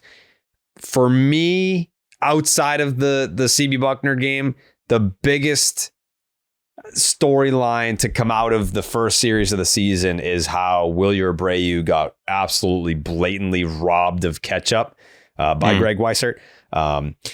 3 hits today, 2 yesterday, had a knock on opening day on Thursday, had a double off a lefty, saved the fucking game for the time being with a bomb, 2 outs in the 9th inning on Saturday. Does it again today. I mean, he's fucking unbelievable. I love Wilyer Abreu. He's a guy that I think did Alex Cora say he's going to hit 30 this year? Yeah, he told the Baseball Tonight guys behind the scenes, and then they said it on the podcast. The best experience that I ever had. Dominates in the World Baseball Classic and then picks up right back where he left off. Buy stock on Wilyer Abreu. This kid is the real deal. And trust me, I know. I was there. We were all there in 2022. We saw how upset Xander Bogaerts was when Christian Vasquez got traded. I don't think that anyone looks at it now and says, man, if I could go back and undo one trade, that's the one that I'm going to do. The Red Sox got Wilyer Abreu, all of his service time, all of his 6 controllable years for 2 months of Christian Vasquez. That deal is going to pay dividends in a big way. And this is the year that I think a lot of fans are looking, they are circling, this is the breakout year. We already know he's already won a Gold Glove. He's already demonstrated the pop, but he's already demonstrated the arm. I think this is the year that fans are looking at being like, I think Red Sox fans know Wilyer Abreu. I think this is the year where everyone's going to learn who Wilyer Abreu is. And I think we were talking about that before they even played a game. So to start the season off like this, it's like, hey, because you know he hears it. You know he knows people are talking about him and hyping him up and being like, this is the year of Wilyer Abreu. It's to start the year off hitting basically fucking 500 with a 1600 OPS, and not just the fact that he's hitting home runs, but like when he's hitting them, like he's either tying or putting the Red Sox ahead in late and close situations. Not a bad start for our guy Wilyer. Not a bad start for Wilyer. The best experience that I ever had. You blame Weissert, and he definitely deserves a huge chunk of the blame, but we kind of skipped right over the other guy who had a massive fuck up in this game, too. I'm not blaming him. I'm just saying that they would have won. You just said it was his fault. You blamed him by name. It was a dick ball. It was, no doubt. Getting picked off at first is crazy, and would have I agree. Well, Steve already addressed it. Steve said it was dumb. Well, that's why I said we skipped over, because it got brought up, and then we never got back to it. But yeah, it was dumb. Still stupid. Yeah, even dumb. Like I can't even say like, oh, we tie the game, we win. You brought this up with the ABS. Like, do we have a strategy? I lean no, because how many years is this now of the Ghost Runner? Is this season 5 of the Ghost? 6? 1, 2, 3, 6. 4, 5, 6. This season 6 of the Ghost Runner. We still have no strategy going into extra. No, might be even before. I couldn't believe game 1 that Narvaez put the sacrifice bunt down himself. Like. Right. I was on radio the next day and I hadn't read Jen McCaffrey's piece. Cora after the game does his we don't discuss strategy. We're not going to tell you. I was like, oh, clearly, I don't know. I was like, clearly Cora told them to lay the sacrifice bunt down. That's how this team's built. And then we find out Narvaez just did that on his own. I'm like, man, do we ever have a plan? Do we ever know what we're going to do? Or do you just send the guy up and say, good luck? The old Gerard Mayo, once they cross that line, there's nothing I can do for you. If we talk about the eye test, I feel like they lose every extra innings game. I mean, once it gets to the 10th inning, they're like, wait, these keep going? We don't just do a flip of a coin at home plate? What the hell's going on here? That's what it feels like essentially every time. Because even looking up that when I was doing my random prediction this year with the 14-inning game, and shout out to everybody that hit the second it went to the 10th, hey, could this be the one? I'm like, we're just starting extra innings right now. But no, it gets to the point where it genuinely feels like sometimes with the Red Sox, they're just winging it in extras for a thing that it's the 7th season of the Ghost Runner. And we're still acting like we're caught by surprise that this is going on. It's crazy. I think they're 3-9 or something in 12+ inning game. I'd like to just see the just extra innings, because it feels like there's been times they've scored a couple in the top of the 10th. Like that Detroit series you referenced, Jerry. It was Christian Campbell. I think he had a 2-run homer on the top of the 10th. And then home run. Gave up a 3-run bomb. So even when you hit a 2-run bomb in extras, they still find a way to lose. It's rough. They just have no earthly remote plan heading into Connor Wong needs to be. This was before he became the hottest hitter on the team today. He needs to be laying it down in extras. That's it. It's simple and plain. The fact that they're letting him just go up there and take some healthy hacks is outrageous. It's also, I think there needs to be an understanding of how this lineup's going to work this year. Because when you got to the 11th and you had Roman Anthony and Trevor Story back to back, I was like, all right, man, if you can't score here, I don't know what to tell you. Anthony K's, Trevor Story smokes a baseball, and Sedon's halfway to third base already. It was a hard hit ball. But what you saw in the 9th inning today, where they didn't even give Roman a pitch to hit, then end up intentionally walking him, that is going to happen a lot this year. And then immediately went to Trevor Story, he flies out. That's something to be scared of. And I'm someone I've talked about wanting Wilson Contreras at number 2, because I think he's going to be the second most impactful bat. You're not going to probably put Willie or Abreu there, then you're doing the lefty-lefty thing. But the way this lineup's constructed without another major bat backing him, that's something that made me nervous because I think it's just going to be a common theme. And people are going to be like, well, Roman, we need more out of you. Man, you got to have the opportunity to do something with the baseball. He didn't have a pitch to hit on this last at bat. It concerned T. By that second pitch, I was like, I think I know what they're doing, and I hope this isn't what they're doing right now. Yep, they're pitching around him, and they're not scared of the number 2 hitter on the Red Sox. Not good.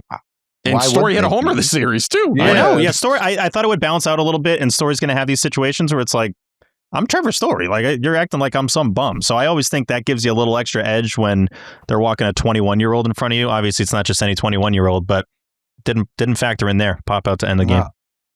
It's like every bat, including Roman, is being asked to do too much. And I think Story being a 2-hole hitter is at like the most prime example of that. Like on this team, if to T's point, if you move Wilson up to 2, then you can put Abreu 3, Story 4. Even that is not like my favorite. Then Duran 5. Like I guess you get a lot of speed in the middle of the lineup. Like I don't know. It's even like Marcelo. Like Marcelo looks like one of our best bats right now. That's an overreaction. If you want to talk overreactions to the opening weekend, I mean, that's where if we were talking catch up this series, we'd be talking about him air fucking people at second base more. But like we don't get to second base ever, so we're not going to see that celebration nearly enough. Yeah, it even surprised me when Willier's there, and I guess he's doing the non-hump Celly, so still trying to feel out what the celebrations are at this point. But it is funny, and T, I know you see every quote. When and this was during the game, I think it was Jemai. Shout out to Jemai. Just nice to have him back for a season. We love Jemai. But when they're talking about like the meaning behind the celebrations, like y'all ain't that deep. And this is I'm saying this with respect. Y'all don't get it, bro. Like, no, man. It's actually a lot of people think I'm humping, but what I'm actually like, stop. I remember they did that when Franchi Cordero was in charge of the celebrations, and I was asking Jaron, like, hey, so like, and he's trying to make it seem like it's something more than it is. It's like, it's not. With a whole clubhouse to get the boys going, there's never anything that's like, oh my God, this is so deep and so many layers to the celebration. Last year it was because you had turbulence and you did the plane. Like it's never what you anything did too in crazy. The dugout last year. Like there's no way to describe what Jaron Duran was just like. There's no way to frame it. He's like blowing a dick. Everything that they do in the dugout is overly sexual, and I think it's funny. But let's not act like it's something it isn't. You're just doing sexual stuff. At the beginning of the year last year, what was it? They went on like a fishing trip and they had something. Like they were golfing and there was like a river monster or something. That was Franchi time. They were saying that there was like from like a card game. Right. Yes. Yeah. Okay. But no, I thought that was the beginning of last year because then the turbulence happened mid-season and then it did. It was wasn't it? The video, like a movie. The monster thing was 24. Oh yeah, that was this. Yeah, that thing was that. sucked. That was bad. It was okay when they were really pumped doing it, but when Massa would get to first and just be like, Massa would just kind of flip a couple hands up and be like, "Shut up!" Like I'm not doing any more than that. I need to see Massa rip a double and just start fucking railing the air. Dude gets like a delay a game out there. He's still humping. He just can't stop humping right now. Isn't it from a movie where like Key and Peele is it the Key and Peele thing? I've heard that. No, there's like a football movie where like Blue Mountain State you or hump some twice, shit. but you get a penalty if you hump for the third time. Well, that's Key and Peele. That's the sketch. That's Key and Peele. That's the sketch. Yeah, that's exactly what you just described as Key and Peele. Yeah. And that's what Lou referenced in the broadcast, and then OB just went silent, and then just the 2-2. Like he just didn't even acknowledge that at all. He's like, I certainly don't know what you're talking about, so we're going to keep this moving. Middlebrooks said it on the radio too. Yeah, I thought Bill would know the double hump. Yeah, I saw like the GIF of it, and it looked like it was from like a '90s movie. Yeah, Key and Peele. It's just a sketch, a little sketch action. There is a video going around of Roman when he was. Hold on. It's not from a movie. What is it? It's Key and Peele. Yep. Who is that? Just a sketch. Oh no, You know dude. Jordan Peele. You can't Come be the horror on. movie guy and not know who Jordan Peele is. By the way, now that we've properly taken this off, you've gone like an hour and a half here without atoning for your sins. The reason we're not celebrating ketchup today, Al, is I you. already did on the last. I've already apologized it preemptively. I apologized on the fucking last episode. You should probably do it here again. No, I already did. How it materialized was extra cruel. Like it felt like You knew that was gonna you were in the happen. What, Patreon chat being like the curses reversed. You were printing up newspapers. You were eye stepping. No. That's like if I had a cold. If I had a cold, but we were like roommates, I'd be like, yeah, man, I'm sorry if I get you sick. Like, I mean, it's probably gonna happen. Like we fucking have like bunk beds. And then you get sick. I'm not going to apologize once you get sick. Like I kind of already apologized because I knew that you were going to get sick. That's what happened there. So the only thing in Jared's defense here, it's like we all saw it coming. It then happened. So what do you then say now? Ah, shit, it happened. Yeah, I already said sorry. I'm not doing it again. Well, if it didn't happen, that's would have led the show. Oh yeah, with the sound effects and everything. So credit to me that I apologized for something that we didn't know if it was going to happen or not. Yeah. Thank you. Thank you, guys. Mm-hmm. Yeah, I didn't know. How the fuck would I know? It's a new year. Didn't you kind of say like there was no way it was going to happen when we were initially talking about it? No. You sure? Mm-hmm. I also want to add, I do think there's a chance this whole Hump celebration comes from a clip of Roman Anthony in high school, which I haven't reposted. Yeah, there's someone keeps posting it underneath, and he's hitting the move. It wouldn't shock me if like Marcelo showed this to everyone. It was like, we're doing this. Like whatever Roman was doing on TikTok in 2020. Where's the video? That's what we're doing. I want to see it. It's you funny. had to. It's just him and some girl doing like a quick dance, right? That's it. Yeah. But isn't it like he's on the right, the girl's in the middle, and there's another dude over here? Okay, all right. I have seen that. I don't recall humping though. Let me No, Marcelo's taking some artistic leeway with his interpretation. Yeah, I feel like I've definitely seen the video, and it's like he's doing a TikTok dance. He's definitely the most into it. That's for sure. Yeah, no, he's got the moves down. This would make more sense. I think the Key and Peele thing is like super Who random. is that? You got Key and Peele. This no, is I a bad one, Jared. Well, this is a you bad definitely one. know. You'll Jordan recognize Peele. is my point. Yeah. Key and Peele? Oh, God. Keegan-Michael Key and Jordan Peele. They did Chappelle's Key show like and 6 Peele. years after. You're saying Chappelle's they're show. extremely popular. It had like the biggest sketch show ever. Yeah, okay. I know who this. Yeah, I know who they are. You don't think they're extremely popular, Coley? I don't think they're the biggest show ever by like any stretch of the imagination. No, sure. We don't have to go that. But I'm just more saying, like in terms of especially People on know who they social, are. the amount of People gifts that have then made it to social and If you clips. show me a picture of these guys, I would have been like, yes, I've seen them on TikTok before. But if you were like, what are their names? I'd be like, don't know. You should definitely know Jordan Peele being the horror movie guy. Mm-hmm. No. What is he in? He's the director. Of what?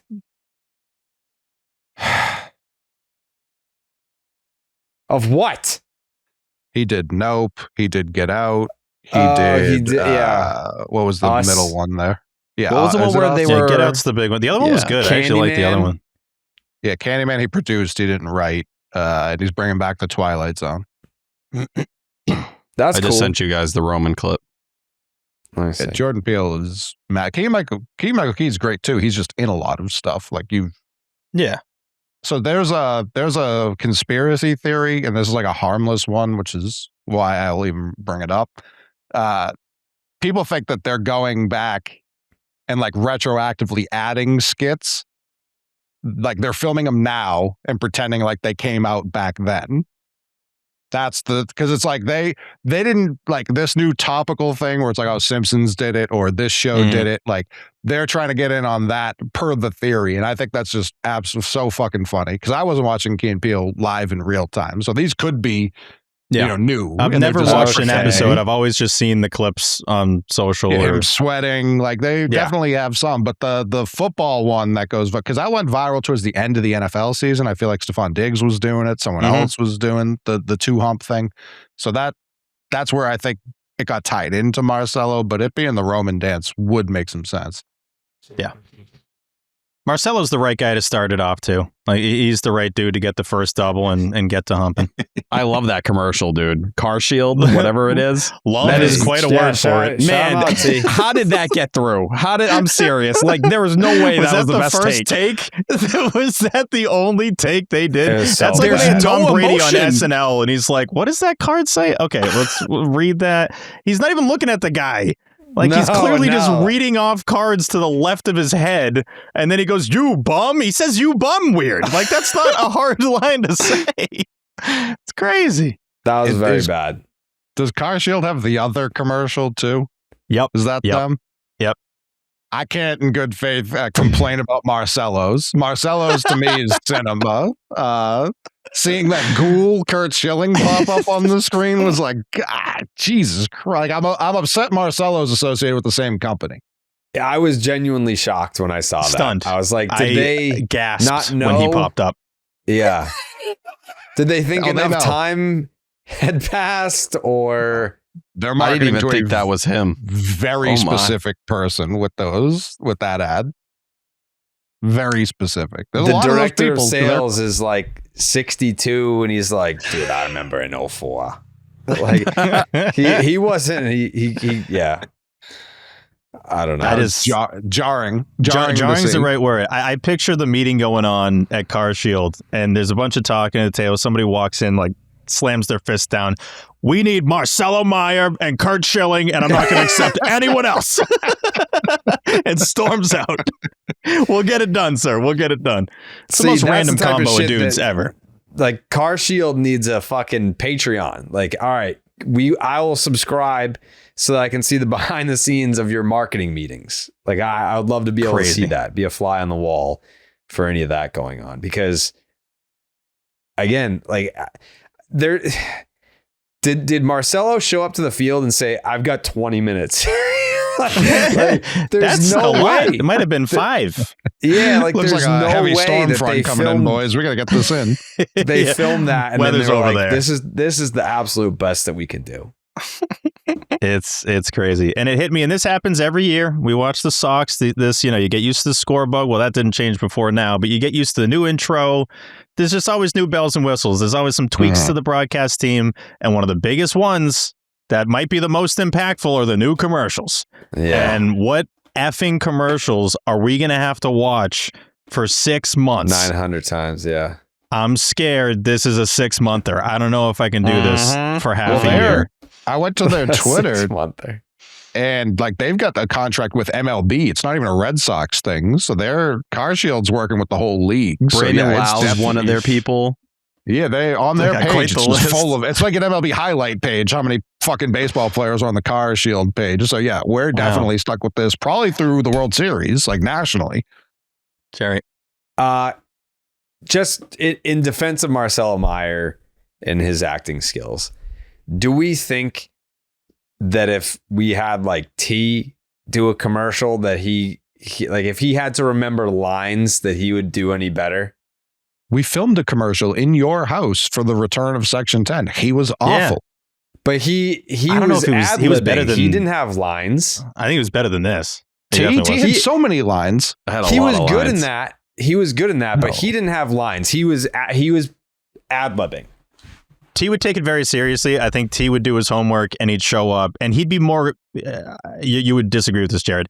I think he'd be more coachable maybe than Marcelo in that situation. Like I feel like if he takes some feedback, then he'd, Jared. Well, it was a pinky. Oh, that's a pinky. That was a pinky. Yeah, right. No, I just think if he took some filming, shooting feedback, I think he'd be like, okay, I'll say it that way. I swear they only did one take and they did not give any feedback. Jared? So, for example, I did that commercial with the donut company last spring training. It was like me, James Wood, and Dylan Cruz. I didn't know what the fucking like. You don't get the luxury of like, here are your lines to practice leading up to that. I showed up like I flew in the night before, stayed at a hotel, woke up, went to the field that morning, and then they told me the complete like I didn't even know what the concept was until I got there, and then. While you're sitting there, they tell you what to say, and then you deliver your lines. Like you don't even get to like read them or like refer to them. He's like disagreeing about how your process went there. Yeah. I'm just thinking in my head, like I record commercials for the Sports Hub, and those are pretty easy. But I feel like you're reading, and you can't see you. Well, that's the thing. I think if you could see me, that's where I'd probably struggle a bit more. I also think like Marcelo is supposed to be like the whole commercial of his is like very minor league baseball, like guy heckling, like.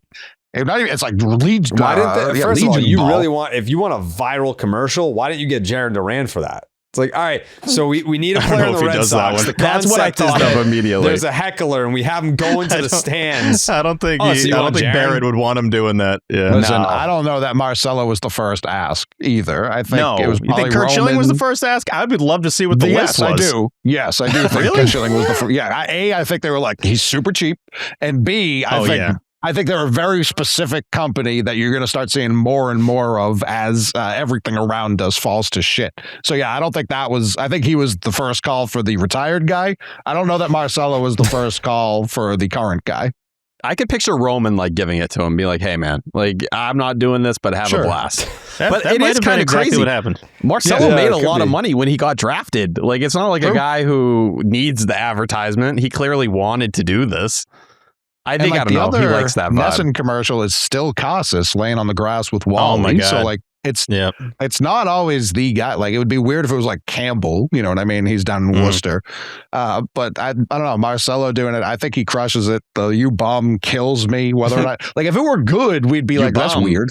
Like no, I know, but it's just like I don't know. We've seen enough of these where it's just like, geez, this isn't awesome. The funny thing is that like they didn't care at all to make it clear that he was reading a card the first time because the "you bum," he's like, okay, I can memorize "you bum." I can get I can get these two words down because he says that to the guy's face. The other one, he's just like, and you, I heard before, live in your mom's basement, and so what? Shut up, you bum! Like it's completely different tone the entire time. But does you know where I can find this so I can play it for anyone that hasn't seen it? I bookmarked it, tweeted it out specifically to send it over to you. Yeah, give me a little texty.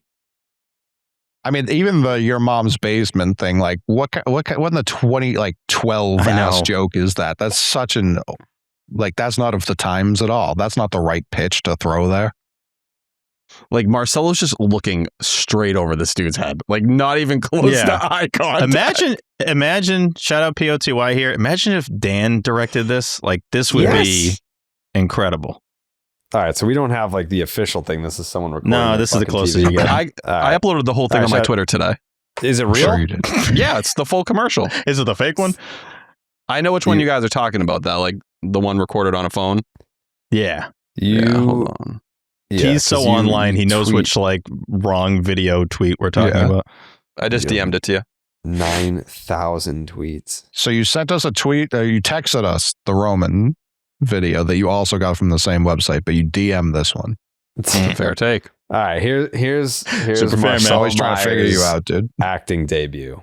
Here it is. Meyer, I bet your car's out of warranty and you pay full price for repairs. You bum! I've got Car Shield. What? Customers like me can save thousands on car repairs. Wait, they can do that? Maybe you didn't know Car Shield's been protecting drivers for over 20 years and are America's most trusted auto protection company. And maybe you didn't know that I know that you live in your mom's basement. Oh, how do you know that? Baseball players hear everything. Enjoy the rest of the game and call Car Shield. You bum! It's just completely different tone, completely different tone. There's just no like the ups and downs of his voice. There's no clear like when to come down or when to come up. I love it. It's like someone who never read the English language before. He was pumped to be done with that. Pumped. They did their best to shoot it at an angle where like it's plausible that he was looking at the guy he was talking to, but he was not. It's for people that watch SNL. I'm acting like this is some underground show. For anyone that's watched SNL before, there's this indie show this called up and coming SNL. It means Saturday Night Live. Yeah. You see that all the time, where it's just you're kind of looking, but you're looking off to the right or looking off to the left. But it's a skit show, and you're not going to memorize all your lines. Like this is a 15-second ad, and he's like, "Nah, I'm not doing it. I'll grow to like it a little bit, and then I'm just going to get sick of it, just because maybe even the other guy." Because as it starts, and I think they cranked the audio a little, but they cranked the audio a little too. So if I'm not mistaken, this one's louder than the other commercials, so it's going to annoy us for a long time. Yep. I like it. What's the series of commercials they do with the sports mascots? It's there's a little jingle, and then it's just like the most stereotypical. It's like Wally, the Bruins mascot. Yeah. I don't even know what those are advertising, so that's maybe not. It's a bank, great. I think it's like Plymouth Bank or some shit. Yeah, it's like yeah, it's like Boston something like insiders, but they did a new version that stinks too. Yeah, they're all bad. Yeah, it's rough.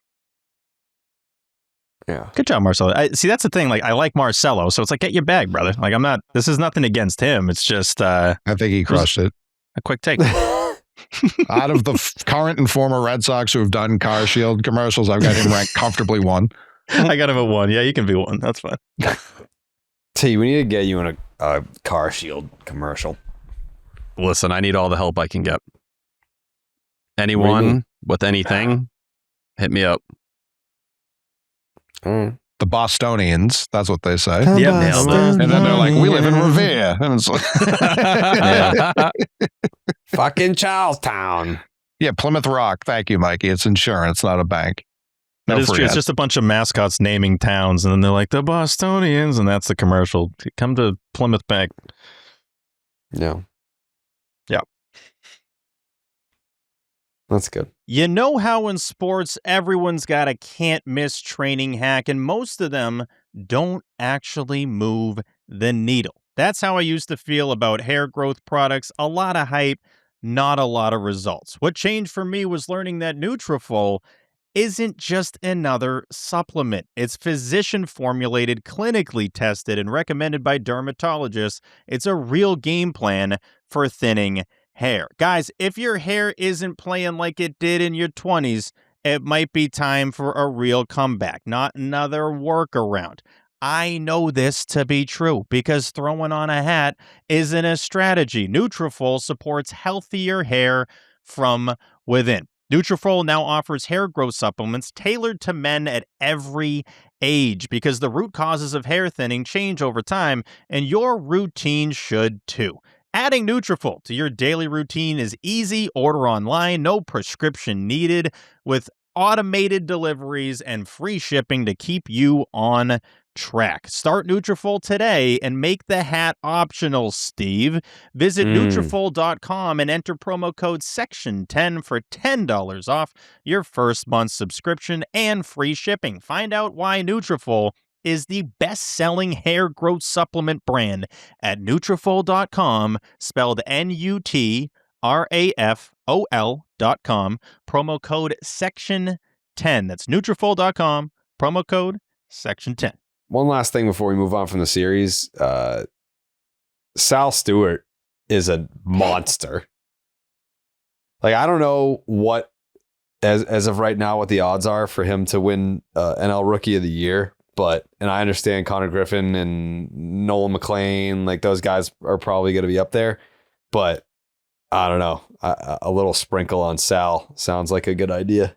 Especially in that ballpark. I think he was top 5 coming into the year, so he was definitely up there. But I know Griffin was 1. Great year for rookies on both sides, honestly. Over McLean? Yeah, Connor Griffin. I mean, Connor Griffin had insane hype coming into the season. Yeah, but he didn't make the team. No, I get it. Trust me, I wouldn't have bet it. I would have bet McLean for sure. But Tong was top 10. I'm trying to think of some other guys who were up there. Weatherholt. Yeah, JJ Weatherholt. Had a walk-off yesterday. Yeah, shout out Sal Stewart on Calsh. He's tied for the second best NL Rookie of the Year odds with at 21% with Nolan McLean. Bubba Chandler. Bubba Chandler's probably got to be like closer to 10 than he is 1. I'm going to say the Calsh got, JJ at 22%. Owen Casey, he had the walk-off, right? Today, I believe so. Carson Benj made the Mets. Did you see the video of Weatherholt getting the ball, his first hit? That was kind of awkward. You guys see that? No. Chaim was walking out of the room, and then, what's his face? Why am I blanking on the dude's name? Oh, that's going to drive me nuts for the Cardinals. That was handing him the ball, and he's just like, cool. Like, there's something about a rookie that they don't really care. It's like, yeah, I'm here. I know I'm here. I know I deserve to be here. Like Roman's had answers like that in a super non-cocky way in spring training. And so I think he had that same vibe where it's like, okay, like, is this for a social video? Like, just give me the ball and let me kind of be out of here. Thanks. Yeah, was it Roman or Marcelo who had the hilarious reaction? Right they like threw it to him and he was like, the fuck do you want me to do with this? Yeah, what? It's cool. Thanks. As good as Connolly early looked today, and I do think like now he's halfway to making sure Johan Oviedo either stays in the bullpen or gets sent down to AAA. Him winning Rookie of the Year, I feel horrendous about. I think it's such a ridiculous class in the AL. You got Okamoto, you got Murakami, who's already lost his mind, Chase DeLauder, and I'll tip my cap to you, Coley. So far, he looks really good. And that's before Trey Savage, Murakami. Oh, yeah. Yeah. He's a beast. But Basayo, Carter Jensen, and Kevin McGonigal's just like people are talking about him like we talk about Roman already. So, if he goes out and looks anything like he has through the first couple games of the year, that feels like an impossible thing to overcome. Especially because early field is stacked. Yeah, it's insane. Oh, yeah. I mean, NL's deep too. I mean, that could be Imai, like you didn't even say, or Imai. He got smoked his first start. Sure, it's a long season. Like I don't. Savage hasn't even pitched yet. Yeah, he started the year in the IL. I do have a thought on Sonny Gray. No one Gray. else talking. Yeah, let's did you do the thing over to two? Thank you. I do think at Sonny Gray's last start, we saw like a pretty dramatic change in his arsenal, taking away the four-seamer, which I was surprised it took longer in camp. And maybe it was because he was doing some of his starts on the backfields. We weren't able to get a consistent kind of feel for it. But he was 31% sinker in this start. He was 18% last year with that pitch. And the four-seamer has come down dramatically. It was only 14% in this start. His four-seamer got smoked last year. It's actually gotten smoked for a couple of years at this point. So when you're trying to fully piece together what happened to Sonny Gray. And I thought Coley made a good point earlier with the defense making the line look a lot worse than it actually was. But that first inning when he threw 35 pitches, there were 19 strikes there. As he gets that sinker kind of under wraps, it may be a little bit of a work in progress because it looked awesome in that last spring start. But maybe that's when we'll see the control and command kind of be where it's been. So I wouldn't overreact to that first Sonny Gray start. The amount of Walker Buehler, Corey Kluber 2.0 I saw on Red Sox Twitter was unreal. Like I have never seen people out on a pitcher faster in my entire life. And I was just like, man, it was not that bad. It really wasn't. Don't let Ranger have a worse one because people will be, You're especially because Bayo's next and then Ranger, or do I have that backwards? Ranger, Bayo, next. Crochet. Okay. You're saying, I thought you were just saying the lap. Yeah. Yeah, he got paid money. You know what I mean? Like he was the big get this offseason. He's not fully stretched out, so it's not like I expect him to go like 6 or 8 or anything like that. Like I don't know. I'm hoping good things for our pal Ron Hare. Well, we're gonna find out. Okay. I didn't mean to cut you off. The only thing I did really want to call out from defensively, because they did still have a lot of dumbs. I can't remember the last time a first baseman pulled a successful step on the bag, throw to second for the tag double play in Red Sox history. Like it's just been asshole after asshole, just throwing it off of guys, throwing it into the outfield. Yep. Like that saved a run. Like that had to be pretty bang bang. And boy, did WC-40 pull it off. So shout out to him. That ball not going into left field, I'm like, what am I looking at here? Like, what's happening? That was so clean. Well, WC-40 twice in this series because you had, I think, an extra innings there. The bunt to first, and he was so quick. The guy doesn't even go to third base on a sack bunt. I thought the broadcast should have called this out more. I had mentioned this in the Discord chat that. Like very clearly, there's obviously the force is off. So a big part of that story is like, did the dude on third score before the tag happened at second? And they just kept pointing out the double play, and it's like, yeah, cool, like it was awesome. Trust me, don't get me wrong, but I would like to see if like it's 2-1 instead of 2-0 at this point. But no, they did a good job after the break of showing the wider angle, and I forget who was on third. I don't know if you have that, T, but. Really should have been busting it down the line. It was kind of just watching the play. It's like, dude, the second you see him tag first, you should be going. I don't know. There's nothing else that's happening at second base that you need to know. You got to try to score before that happens. So kind of a weird play. It didn't end up. I mean, they lost anyway, so whatever. Right. But it's still. I thought that should have been pointed out a little more. Whatever. Contreras running in though before the guy even squared. I was like, either he is going to make a great play or he's going to die. Like that ball was either going to murder him in front of everybody. He had no fear. He read it perfectly. And like, yeah, it's like a body language thing. I understand, but I don't know. Did you guys have an issue with Yoshida playing left field today? Did that bother you? He's going to start 3 of the next 5. No, it's never bothered me when he's been out there. I've never. I don't know. Like I'm not a talent evaluator, but I've never looked at him and been like, this guy can't do it.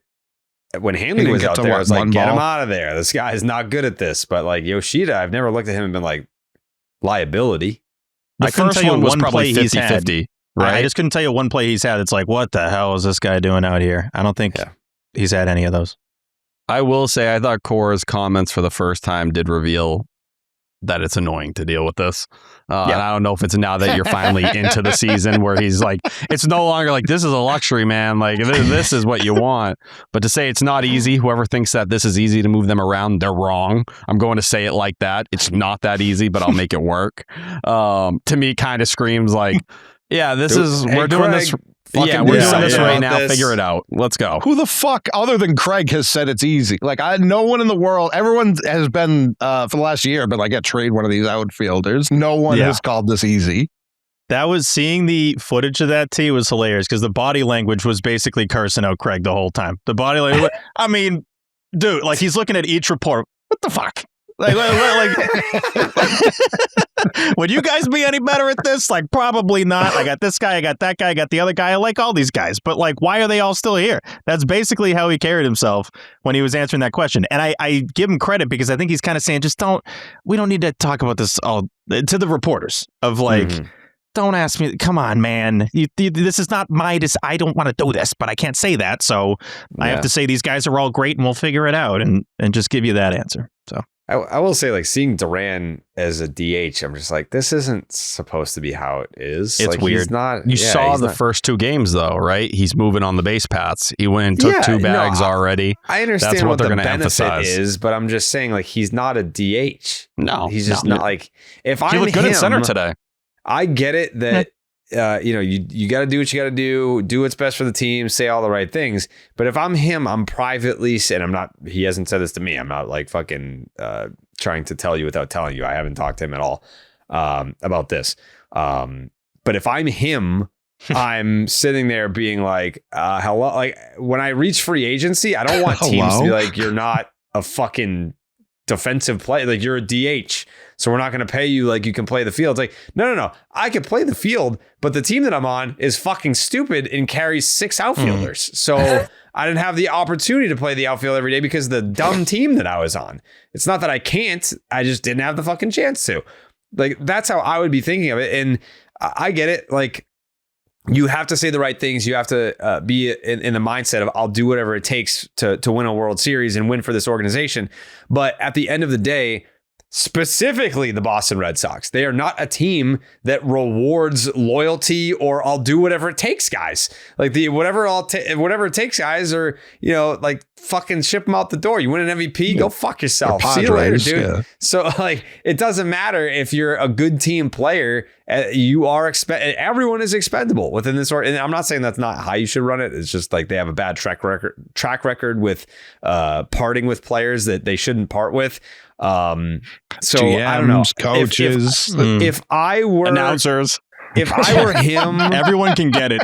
Announcers, yeah. If probably some Aramark guys that are like me too, for sure. If I were him, I would have a really hard time being a good sport about this because you're telling me to remove something from my game that I know is going to make me money somewhere down the line. If not from you, then from someone else. Like I'm hurting my future earnings in this game to accommodate the shitty roster configuration that you've come up with here. Like this is not this is not the most optimal way to run the Boston Red Sox from a roster standpoint. And I have to pretend like I'm happy to do it. Like I wouldn't be. I'd be like, dude, I fucking was really good defensively 2 years ago. Like, why am I DHing? Yeah, no, I give Jaron a lot of credit because he hasn't made any complaint about this at all, and he was just playing outfield all spring in the WBC, and he was great there too. So that's where he definitely, and he's the longest tenured guy out of all of these guys. Like he could easily be like, hey, what the fuck? Like you don't want to pay me. You're not trying to extend me. I was elite there 2 years ago per the numbers. Like this is kind of ridiculous. But if you think like Cora during the last, after Heim got let go, it did seem like there was a lot of reporting like, oh, he wants to be in that seat. He doesn't want to coach anymore. He wants to be up there. If he could make the decision, I'm not saying you have any inside information, and this is open to everyone, what do you think he would do? Ooh. Rafaela? I think Duran would be a center fielder. I don't know. Who do you think he'd trade, I guess? Rafaela. Yeah. I think Rafaela that's would a great be question. I don't know the answer to that question. I don't know what he would do. Because this is the part where everyone thinks it's so fucking easy is to make the decision. I was the one who was first to market, be like, this is what I would do. That was 2 off seasons ago, and people fucking hated my answer. So if that's me, guy who no one should care about. This is the person sitting in the job, doing the job, and then the manager having to do the other job, which is make sure these guys don't revolt in the locker room. Yeah. So yeah, these are difficult jobs, but every time I pose this to someone, no one's got, you can't play Rafael at second because then his defensive value is not the same. Everyone's got a reason why you can't get rid of any of these guys, and someone's going to make a decision. I think they're going to kick this can well past the lockout, well past it. Yeah, they're just going to be like, one of these guys eventually will die of old age, and that will be when we need someone else until to step somebody up. dies off. Like they're in the lockout meeting. We made like, hey, what about 4 outfield? Anyone else think 3 outfielders is kind of stupid? Someone's going to get kidnapped and they'll be like, this is a lot going on. We'll get to that. We were prepared for this. I told you something was going to happen. Yeah. Again, lots going on. I know we got kidnapped, but we'll get to that. We'll get to that. Again, we got games to play. So what are we just going to cancel the season? Like, and lots would of definitely be guys to play them. Yeah, it's really bad. But even like if they got rid of Yoshida tomorrow, let's say, like they still have an outfielder DHing. Right. No Yeah, matter that's what. the point. It's double clogged. It's not just one guy. Yeah, like getting rid of Yoshida doesn't even fix the fucking problem. No. I mean, it frees up the DH spot, but it's like, I don't want Roman DHing in any significant role. Clearly, you don't want Rafaela DHing in any significant role. And Willier, you don't want either. Coley? People aren't going to like this. Am I going to like I this? could tell by the look in your face. I was like, uh-oh. If you put Duran in center, okay, you put Cedon Rafaela at second base. Second base. There you go. Okay. Okay. You put Marcelo Meyer at shortstop. That's shortstop. There you go. Okay. And you Put Story put at TS10 at DH. TS10 at DH. That's not as crazy as what I thought you were about to say. Marcelo has been playing middle like he's been standing behind second base. Yeah. That play he had in He's game playing 2, he both was in positions. front of Story. He was standing in front of Trevor Story when he made the throw. Like, listen, I know T's gone on here all offseason and been like, it wasn't as bad as his numbers said. It's now worse. That's not like, it was bad. I thought it was bad last year. It's definitely not better now. So Did you feel like outside of the throw, there was a lot that you were upset about? There were a couple of times it looked video game-ish, the way like his glove would be down there and the ball would just be 7 feet to the left of him. Like it was like, he's the oldest guy on the team. No, am I forgetting someone? No, Chapman, right? Offensive side of the Yeah. ball. Oh, yeah, obviously yeah. pitching.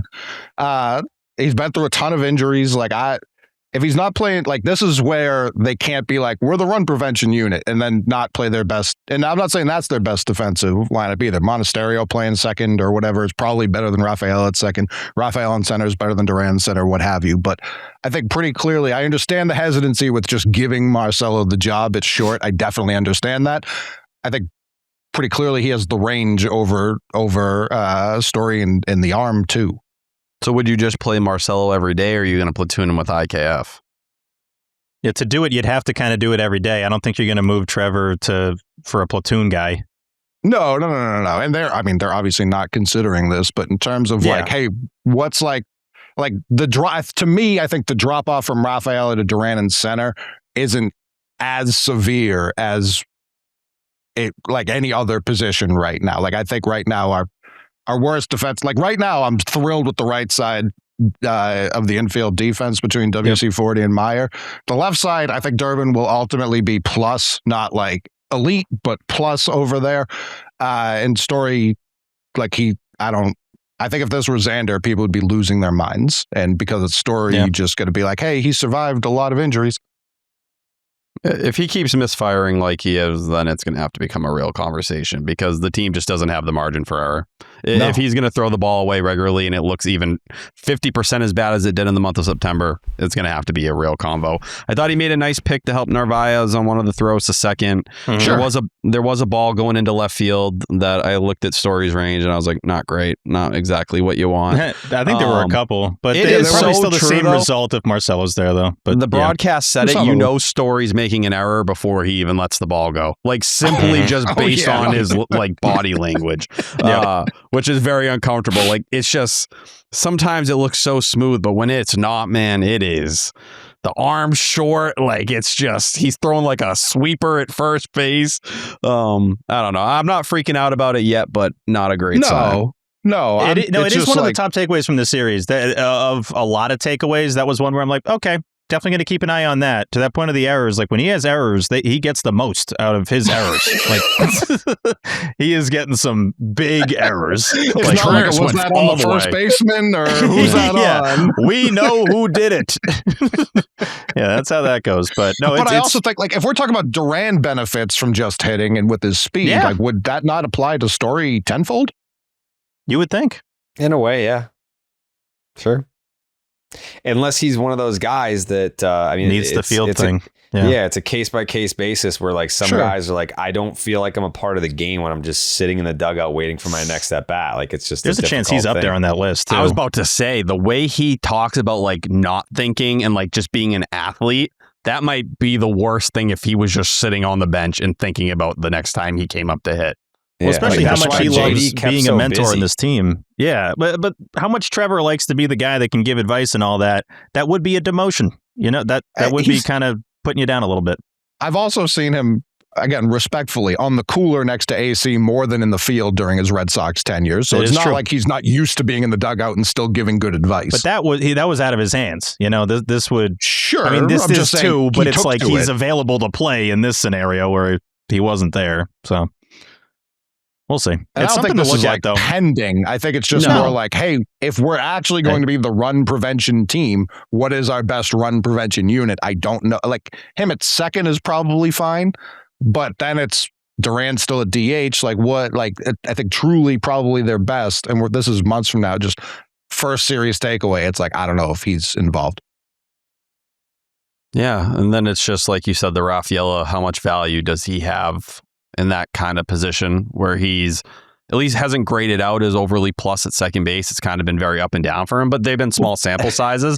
I will say, also August when they try it. You know what I mean? Like where he's run down, and we know that's part of the equation for him with the weight. Cora, you know, talking that first game where he did have like the go-ahead single, like Cora gave him no credit after the game. Cora was like, he's chasing. Like he's like, that's probably not a pitch he should swing at. That's just the reality. I agree. It was at his face. Yeah. Credit to him. Sal Stewart had a ball like that too today that he like flipped into center field. But with Rafaela, he's like, you know, the chasing is still part of the equation. It's still something he needs to improve on. So that's why I said that would probably be the guy he ends up moving. But I think at that point, it's musical chairs. There's too many moving parts, and I don't know. I think what they're doing right now is the best of a bad situation, or not great. I don't think it's the end of the world what they're doing. It's just not ideal. It's not efficient. And especially with a lineup like you have right now, where you're going to have issues against lefties, it'd be nice to have somebody else on the bench who could offer you help against lefties beyond a Monasterio, and that's the Nate Eaton role. And right now, like, you don't have that. You don't have room, and it's just something you're going to have to deal with. But if Costas comes back, I do think, like, if he's swinging it in the minors, I think they're just going to DFA Yoshida. I think they'll eventually just say whatever, screw it, and, you know, start to try to figure out something that makes sense. But even then, it doesn't work with the outfield, and that's the hard part. I was of going to all say, this. you're arguably less versatile in a way with Casas. It's the same thing. You just be hoping for power at that point. Sure, And then you would also be yeah. disrupting a player that needs the at-bats. So, like, in all reality, that doesn't really make sense. It would have to be more Wilson Contreras getting hurt or something like that, or Casas looks so good in the minors that you feel comfortable making a huge trade at the deadline or leading into the deadline. Well, it's one of those things, like, I don't think anyone, I know Jared had them being like top 5 in runs scored in the AL East or whatever his prediction was, but like, I think they're going to need a Casas or like, and this guy, you want to talk buried with outfield, if they're going to continue to have Campbell as an outfielder, like even if his bat catches fire in the minors, like what's his path? What is how many guys need to like actually be in the hospital? Like, like it's a serious conversation. You would need like 4 guys to be kidnapped for it to happen. And that's what we talked leading into camp. It was like you had these lottery tickets in Campbell and Casas that could maybe raise the ceiling of this team. And like right now, you just can't cash them. They're not even options to cash because of the way you built the roster. And maybe you say like, well, I'll take Jarren Duran and, you know, that guaranteed 115 to 120 OPS plus. Maybe you think even more. Okay, sure. You can feel that way. We're going to find out. We're going to see what the offense looks like. And if it ends up disappointing or you're lacking in homers, those are certain things Casas could provide. You know, Campbell at this time, I think is much more questionable. Let's just hope he figures it out at AAA. But I don't know. It's just not ideal. Need to figure a lot out. No, it's not. Fair. A bonus, just an add-on with Campbell, and this isn't like, you know, stunning by any means, but it sucks if you're in that position. Let's just take at face value his situation. You're the first of what's perceived as a big 3 prospects to sign a deal and make a debut with the team in one season. By the next season, you're the only one of those 3 that's in AAA getting that demotion. And now when you look at the roster, you're like, where do I play on the team? Like, my best case scenario is not being a fit on the major league team. That's where he's at right now. So how does that work for a guy that I'm a little worried about mentally? Is like, he's been through a lot in the last year. And now you got to... How do at the end of the night when he's laying his head on the pillow, it's like, what's even my best case scenario? He's probably thinking that at times when he's in Worcester. What I'd tell him is very similar to Duran. It can look like there's no future for you in an organization. It can look like there's no way to make sense of anything, and then pieces fall, and then somehow you're right back into the conversation. But it's a lot easier to say that when you're not the guy who can't see the light at the end of the tunnel. Yeah, I think it probably doubles and triples down when it's like you were already there, like the path was already clear, like you had the spot. Hitting seeds.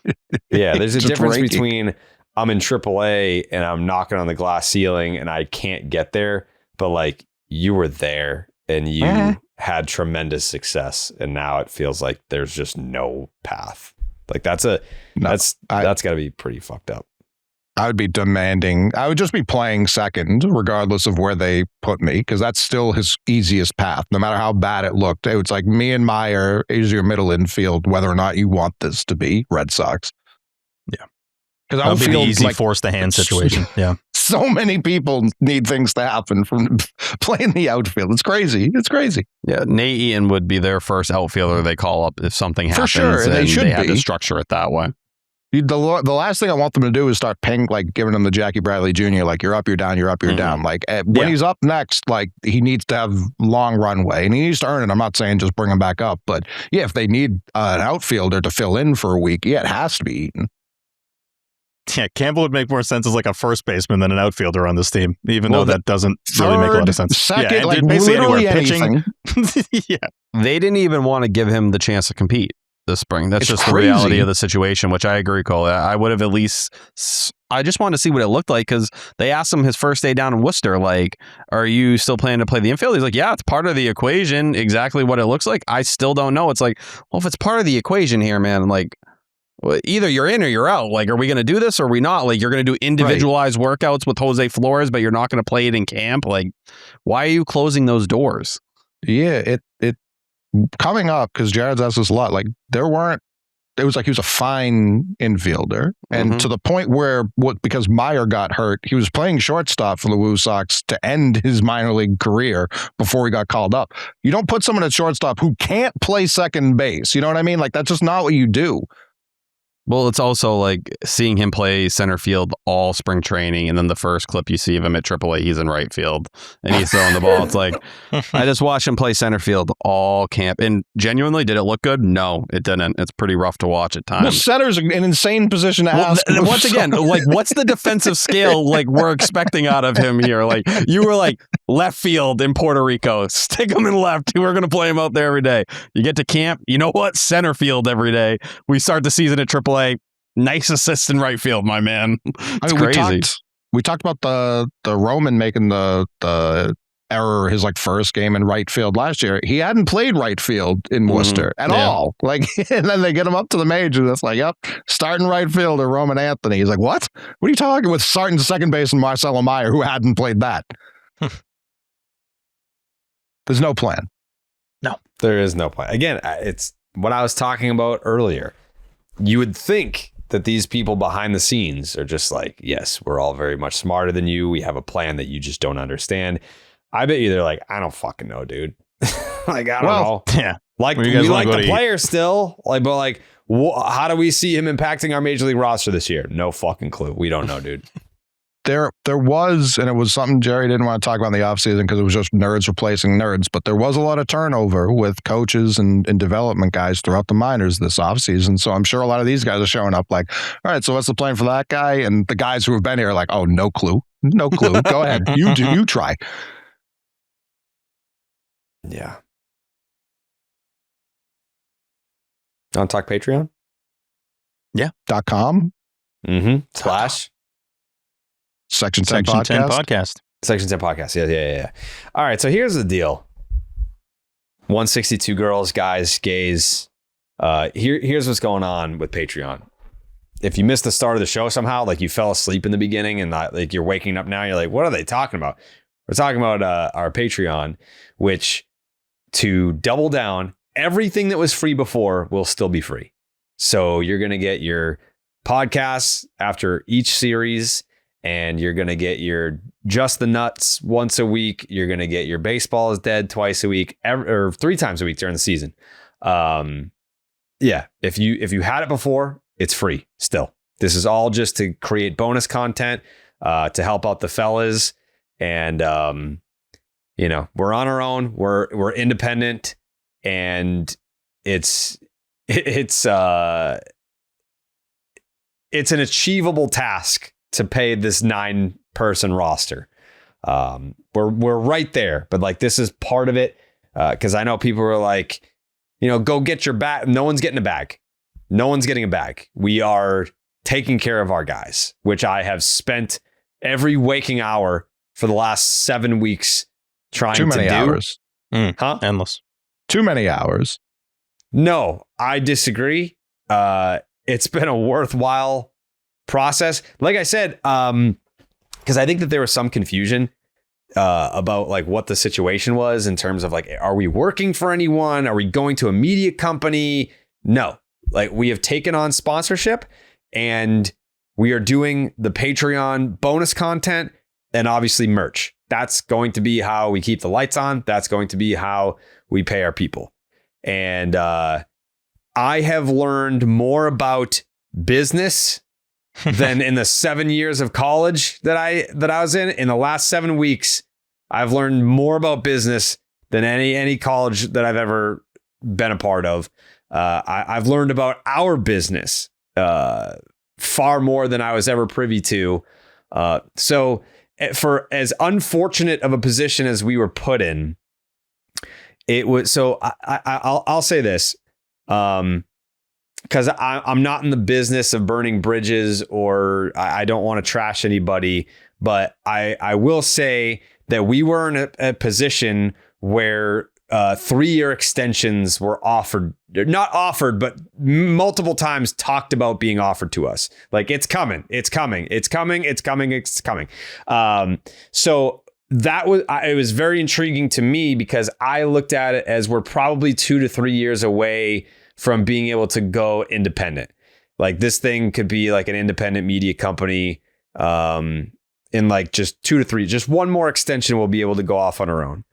And I think a lot of that was me mentally just kicking the can down the road, being like, I'm too apprehensive about just diving into the pool and just doing it, because it's like, oh, how the fuck do we do it? Like, none of us have any experience doing it, and it's going to be very difficult, and it might be hard at times. And if we can just have the life raft of a 3-year deal to not have to worry about that, then we're going to take the life raft.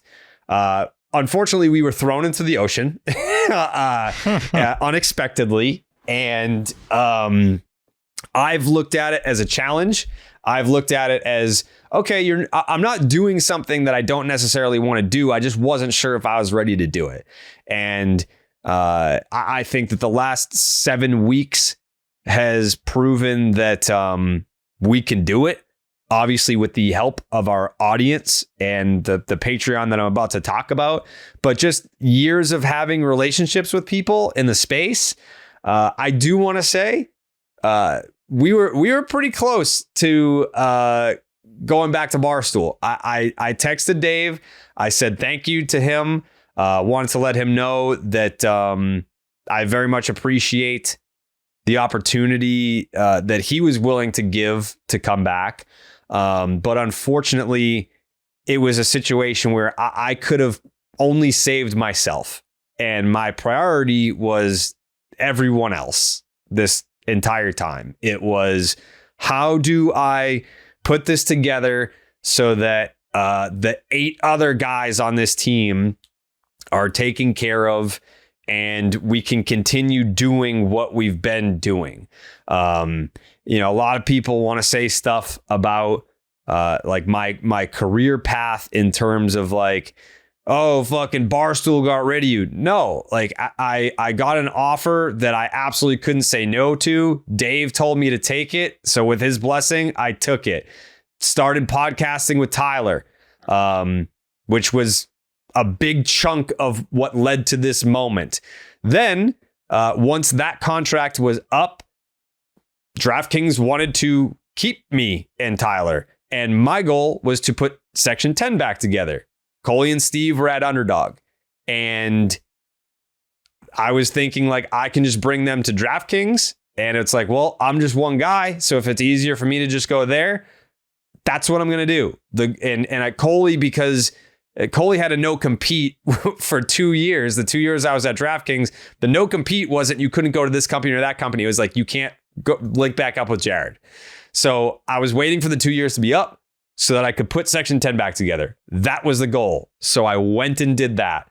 Then when it looked like we were going to be able to stay there for a little while longer, I was like, this is great, because I love having Section 10 back together. We've got Baseball is Dead. We've built this really awesome team with Jake as the producer, 2K, Eamon. Like, we got an all-star production team. So like, this is what I want to continue doing forever. So when it looked like we were going to be staying there, and then at the last minute we weren't, unbeknownst to us, I'm looking for any and every opportunity to keep the band together, and had a phone call with Dave, and it went exactly how I think a lot of people thought it would go. Like, he was just like, they always come back. And like, obviously we had our Twitter spat, which we did talk out. It wasn't a big deal, like, it was just kind of like, he was like, yeah, like the last time that we talked, you were a dick. And I was like, well, I was a dick because you were an asshole like earlier. And then he was like, what did I even say? And I was like, I explained what he said. And we came to a funny, I guess, acknowledgement that like, neither of us are going to apologize, but there was an acknowledgement of like, all right, we're cool, so we can move on. So from his side of it, he was great. I feel like the part of his agreement made a lot of sense, and it was awesome. And I was like, this could work.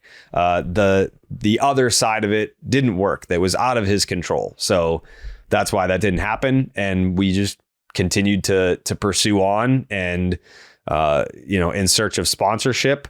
And there, like I said, there's returning sponsors, there's new sponsors.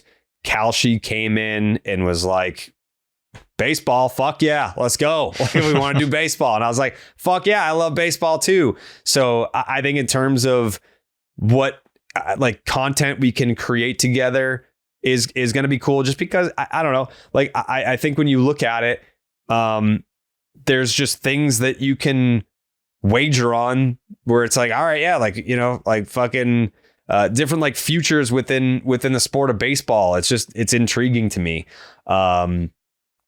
Trade. Yes. So that brings us to the Patreon. And I was kind of looking at it as, if we're able to pay our guys to keep this thing together, and this is their full-time job, that's going to be awesome. And it's something that we've never had before as a show, as a you know, I'm considering baseball is dead too. It's like a brand, a company, which I plan on expanding. I'm trying to add some other shows as part of our, I guess, network. That's kind of the long-term plan here, is to have other shows, but like guys that I'm friends with, or girls. I think that's kind of how I envision it. Is I'm not trying to make this media powerhouse and, you know, get rich off of it. I'm just like, I've always enjoyed working with my pals, and I want to continue doing that. And we have other pals that make content. So if we're able to build a network that way, then what better way to make a living? But this Patreon, it started off, it's ironically, the way that it started off is the one thing that we had to pause. So I was just like trying to think of ideas. I was like, all right, so if we can get X amount in sponsorship and then the merch, and I was like, what else can we do? And I was like, oh, let's do like a t-shirt of the month. And the t-shirt of the month was what spawned everything else. And it's a ton of shit that is the everything else. But the t-shirt of the month, I was like, all right, we'll get to the t-shirt of the month. I'll explain once we get there. But so there's different levels. So the 10s, that's $10 a month. So I guess Coley described it as like, you got to be on Patreon for 2 months ish before you can offer the price for the full year. So it's $10 a month, or $100 for the full year. You save $20. That's not available yet, but you kind of have to just prove to Patreon that you're not going to like take money and then dip. You're not scamming. Yeah. So this tier has access to a private Discord, aka the Scoop Shop. What you'll learn with this Patreon plan is that it's a lot of stuff that you guys asked for, and we were like, how the fuck do we give that to you? Like, how do we even do that? So now we figured out how to do a lot of it. So yes, you will have access to a private Discord, aka the Scoop Shop. So anytime that we, you know, hear little birdies, we're going to throw it in the Scoop Shop. And now you have access to that with our least inexpensive plan. That's the 10s. You also get a weekly bonus podcast. This is, I would be least expensive plan. Yeah. Did I say inexpensive? Yeah, you said least inexpensive. Least expensive plan. There we go. Yeah. Mm-hmm. Yep. Here we go. Most inexpensive. Weekly bonus podcast. This is just audio only. We will do one weekly AMA with a Section 10 personality. So yeah, I'm sure we'll just rotate, but yeah, that can be literally about anything. Ask me anything. And then this is kind of the big, like this has been fun for us. And I know people have enjoyed it so far as we rolled it out on opening day. Live game chats with all the fellas. So we're in there during the game. Just, I mean, Coley essentially abandoned Twitter and he's just Discording it up. Like all of his thoughts for the game are just going. Everyone's been in there for the first 3 games of the season, just live chatting for the whole game with all the members. I've enjoyed it a lot just because I think, you know, Twitter is a cesspool, and you know how I feel about Reddit. And so it's just like the people in our community that actually like this, you know, like it just weeds out all the shitheads for the most part.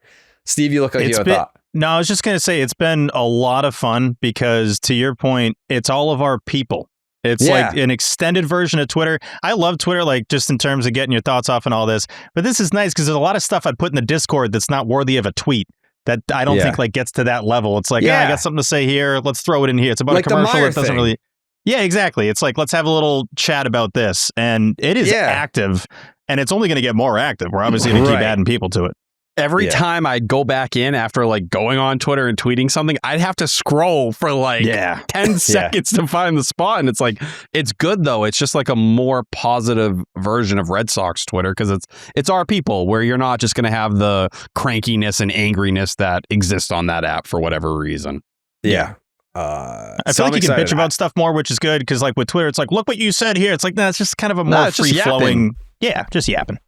So for anyone that's curious, like what my dedication will be to the Discord live game chats, when we're moving, I'm getting a new office and a new setup, a new desk. So I'm getting like the curved monitor, so I'll be able to like have the game. I'll be able to have when we're streaming the YouTube chat, and I can keep like Baseball Savant open. I'm getting a monitor, like a vertical monitor that is literally just for the Discord. So when there's a game on, there is a Discord window that just will always be open. So I don't have to click out and come back. It'll just always be flowing. I'll always be looking at it and involved in it. So that's just for $10 a month. That's what you're going to get. Then you get the PD package for $15 a month, $150 for the year, save $30 for the $150 for the year. This tier includes everything from the 10s plus monthly members only live stream where the members can join the show for a live Section 10 roundtable. If you guys were around in 2020, when there was no baseball being played, we did roundtables all the time. Like we would just hop on and then bring on a guest. They would talk, and then we would just keep. It would be like a rotating table. We'd do it for like an hour and change. So people keep asking us to do the roundtables, and I was like, it feels like something that we do when there's nothing else to do, but now we're bringing it back. So that will be a part of the PD package. Also, for $15 a month, Tyler has to send you something nice about Bobby Dahlbeck. I've already been working on it. I'm starting to get into this positive tone. Bobby Dahlbeck right now, 2 homers over in Japan. He's leading his league. Save it. There's more to come. There's more to come. That's paid subscriber stuff right there, T. You're right. I'm sorry. So I'm a little excited right here. Like, whoa. For free. The next tier is the Ketchup Crew. This is $25 a month, $250 for the year. You save $50. This tier includes everything from the PD package. Plus, you guys asked for it. Here it is. You get to vote for Clark's Ketchup Series MVP. People are like, what the hell does that mean? How are we going to vote for Clark's Ketchup Series MVP? Well, I'll tell you.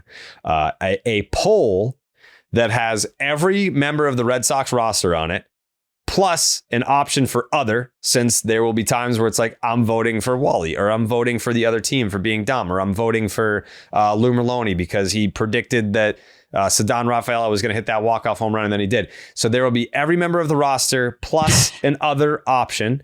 And then the comprehensive majority vote will be the representative vote for Clark's Ketchup Series MVP. So it'll be the same voting panel as we've had in the past, but the Clark's Ketchup Series MVP will be adding a Ketchup Crew. You guys, the community, will get to vote for MVP. Whoever wins that poll is the vote. Also, with the Ketchup Crew, you're going to get a Section 10 membership card. What do you get with the membership card? Steve? Nothing. Well, we don't know yet. It's not okay, nothing. We don't know yet. Yeah. But at bare minimum, you know what you get, Jared? What do you get? The Section 10 membership card. Yeah, you get the membership card. It is a physical card. Yeah, at bare minimum, you get the card. You get the card. Yep. We've been floating around some ideas with some live events that would get you access to. We're trying to work on that. Like, it will mean something eventually, no doubt. Yeah. I wonder if it's just kind of like we have an area at the front that's like roped off, where like if you have a membership card, you get into the roped off part. Well, it's like if you go to the airport and you've got like American Express, they've got their own lounge, something like that. Yeah. Yeah, we'll set this up at like T's house. Type of deal. Like if you show up at Tyler's house and you show the membership card, you can just like drink his milk. My mom will make you chicken parm. Yeah, there you go. There you go. That is true. There's a lot going on at the airport. It's a Section 10 card, gets you through every line and any tough thing you got to do. Real ID, don't need it. Nope. Yeah. Yep. So here's the part where there was kind of like a little bit of a whoopsie, you know? So hand up. We were just trying to get this out the door to be ready for opening day. So the t-shirt of the month. This is where we're like, wait a second, or not we. I own this. This was my fuck up. Is like we were getting people signing up from outside the country, being like $25 a month for a free t-shirt. That's amazing. This is gonna lose the money, which is why we can't do it that way. So like I think we're looking at a situation where like, all right, if I don't want to, like, I'm not gonna pay the fucking shipping tariffs. Because there are people that it would be like $30 to ship the t-shirt. Yes. So we're working through a way right now where if you're part of this tier for the t-shirt of the month, where you would have to pay shipping because it wouldn't make sense otherwise. Like we would literally be either completely breaking even or losing money. It would be the dumbest business model like ever. Yeah. Yeah. So I think like we're trying to work through a way where if you're part of this tier, we would send you like a link where it's like the t-shirt is free, but you would have to pay for the shipping. We're trying to work through that. Please be patient. I'm a fucking idiot. Like I'm dumb. Like I didn't think that one through. But worst case, if you're like, I'm not fucking paying for the shipping, then we'll refund you. There's no other way around that, I'm assuming. But before you make the decision on the refund, let me tell you what else you get with the Ketchup Crew, because we're not done. Just to recap, you get everything that was in the first two tiers, plus you get to vote for Clark's Ketchup Series MVP. You do get the Section 10 membership card that will mean something at some point. You get the weekly bonus podcast, audio and video that unlocks the video part of the weekly bonus podcast. Plus this right here, like this is worth it in its own right.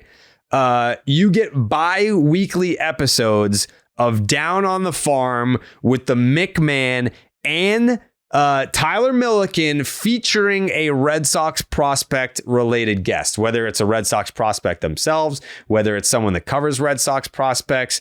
Down on the Farm is becoming its own spin-off show with Tyler and the McMahon, and I'm excited for that. And I even said in the Discord, I was like, I'm most excited about it because it's the only thing that I don't have to do out of all of this. So I'm excited to hear the boys talk about prospects. I'm excited that, you know, it's a segment where like me and Steve sitting back, people aren't like, oh, like that's awkward that they're just sitting back and not talking. It's like they're going to have their own show that's completely dedicated to Red Sox prospects. I'm very excited for that. So yeah, we'll work through the t-shirt issue. Please be patient there. I'm a fucking idiot. If you're going to be mad at anyone, be mad at me. Anyways, the Super Fans. The Super Fans is $40 a month, $400 a year. So you save $80. This tier obviously includes everything from the Ketchup Crew, plus you get a subscription. This is going to be very fun for me. I'm very excited about this. You get a subscription to the Section 10 BID blog featuring Coley Mick, Jay Hay. I will be writing on there, and others. Just others. Yet to be announced others. Yet to be announced others. To me, it's more like if Steve's like, hey, I want to write something, I'd be like, it's going to suck, but yeah, you can, you know. You're not wrong. Yeah. Yeah. I haven't written articles in years, but yeah, I might come out of retirement for a couple, who knows? Yeah. So we were, I want to say some of this stuff potentially, like, I don't want to, like, if you really obviously can't afford to do $25 a month to get Down on the Farm, I think we're going to try to do a way to offer some of this separately. There are options on Patreon to sell individual posts. We just would have to figure out what kind of pricing would make sense on our end. Yep. Yeah. So we're going to try to do that. specifically the blog as well. Like if you can't put up 40, which I completely understand, if you can't put up $40 a month, I think we're going to try to figure out a way to do the blog separately. But I'm excited to be writing again. So you get a subscription to the blog. This is something that we threw up for free just to give people a little taste. You receive the entire Milliken Manifesto before the podcast is released. So that is Tyler's show notes. A lot of it we probably don't even get to. What is it? 4 pages for this show tonight? Six pages. And the first sample's up right now, and people are loving it in the comments. Very excited. Yeah, like people, I'm getting all the emails right now, and people are like, this is way more or very well put together. I didn't expect that. People are pumped about that. In addition to the blog and the Milliken Manifesto being posted before the show is released, you will also receive the Stop and Shop look ahead notes before the podcast is released. Our guy Connor puts those together. He's fucking amazing. He's been doing this for like 6 years. Probably, I don't even remember what he started. Maybe 2020. So yeah, he's probably like 6 years that he's been doing this. Very thorough. You get all the show notes there. You also get a personalized video, answered question, happy birthday, Yankee fan, roast, congratulations, skit requests, etc. from any Section 10 personality of your choosing twice per year. So I was thinking about this. I was like, man, originally it was 4. I put it down to 2 because I was like, I don't need Tyler making 12,000 videos if it ends up being that. That would be crazy. The ability to submit questions for all Section 10 interviews, ability to submit podcast topics, and ability to request a guest on the show. So that is the super fans tier. And then last but not least, you have the Dan Peralt Triple Platinum God Level Elite Tier Supreme Kingpin Package Deluxe. We are limiting this to 20. 20 guests. I don't even know if we need to tell. This one's basically sold out. I don't even know how much we need to spend on this. Yeah, this is very close to being. This is basically 20 for 20. Yep. Yeah, which I'm shocked by. I'm not. You're not. I'm pretty shocked. Pretty shocked. I'm not, based off of the combo deal we did with Catillo in the COVID season. Granted, that was raising money for the Jimmy Fund, so there was that element of it. But now I'm never shocked with what the listeners are willing to toss down. I'm shocked. Like I did it as a joke at first. I didn't think anyone. I thought it's a serious name. Yeah. So the Dan Peralt Triple Platinum God Level Elite Tier Supreme Kingpin Package Deluxe. This tier includes everything from the Superfans, plus you and a mutually agreed upon number of guests are invited to a mutually agreed upon game at Fenway with Section 10. You get the red carpet treatment. We're going to take you up to where we get dinner. You get to enjoy all the perks of being a guest of the 10 at America's Most Beloved. You also will receive a signed 8x10 photo of 2-time Peralt of the Year winner, Dan Peralt, in gold ink. And this is, it is a capped number of people, and it's basically almost already sold out, which is crazy. Mm-hmm. And there was an extra part of this, too. No, there was an extra part of this. But yeah. Okay, so here's the thing, right? Mm-hmm. Last year when I went to London and I was the big Brit, they did like 4 tours a year, like Beatles tours. And part of the cool thing was like, they were like, well, some of these, Paul McCartney, he knows about us, the tour, and he might just show up on one. We can't promise you that, but every once in a while, he'll pop in and he'll do like he'll sit on the bus and do the whole tour. So for the Dan Peralt Triple Platinum God Level Elite Tier Supreme Kingpin Package Deluxe, Dan Peralt has agreed to do one of these. So he will be there for one of these. We don't know which one, and neither will you. But on that day, when it does come, it's going to be a great day. 5% chance for everybody that's in here. You got a 5% chance of landing Dan Peralt in as part of your Dan Peral Triple Platinum God Level Elite Tier Supreme Kingpin Package Deluxe. You have a chance to be the one. Are you the one? I don't know. But I was legitimately stunned. Like, we were sitting there and getting to double digit bookings on opening day when we hadn't even promoted it. Like, we didn't even fucking, like, by the time that we haven't tweeted this out. No. And we're talking about it on the podcast, but the podcast hasn't released yet. I mean, we're probably going to end up tweeting out a fucking graphic with the DP package sold out.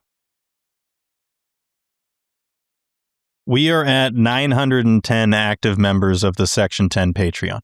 Wow. That's crazy. Yeah, shout them out. Thank you guys. Absolutely. Thank you guys. It means the world. It means the world. Yeah, can we? It means the world. I know.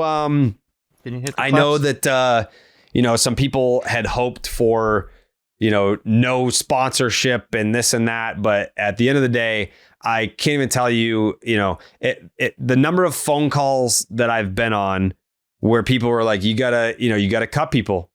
You got to trim this or cut back on that or whatever. And I'm like, I'm not doing it. Like, if I'm not going and doing this with these guys, then I don't want to do it at all. So this helps make that possible. I feel like our audience, while fiercely loyal to us, they and I love this about them, expect a certain quality. As you're getting more quantity, that's for sure. But with that, I think we've set a standard of quality, and that's because of the guys that we have on this team. And no part of me even remotely considered being like, this guy's, got to cut this guy, or we can do it without that guy. Like, nope, this is the roster. The roster's the roster, as they say. And I have never been more motivated to make something succeed. And I'm just excited for where it goes from here. This is kind of it's mind blowing that we could in reality, we're in year one of kind of like a startup company, and yet we've got the chance to pay 9 people competitive salaries to do this. Because at the end of the day, I know what guys are worth. I'm not trying to insult anybody. Not trying to be like, hey, yo, Mikey, like, this is the best we can do. I know what guys are worth, and I would feel guilty asking them to do what they do for a penny less than what they're worth, especially if that directly benefits me. I know that I'm nothing without these guys.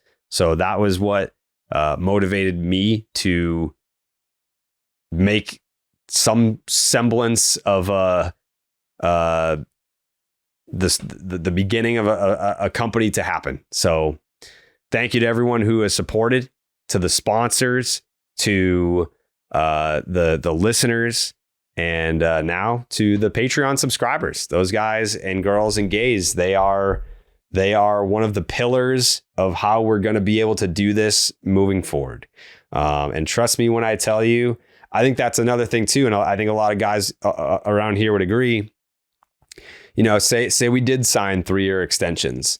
There's a comfort in that where it's like, all right, cool. Like, we're good. Like, we're able to just do this. It's not like we don't put in maximum effort, but I think being thrown into the pool of going independent, not knowing that was coming, has really lit a fire under a lot of people over here.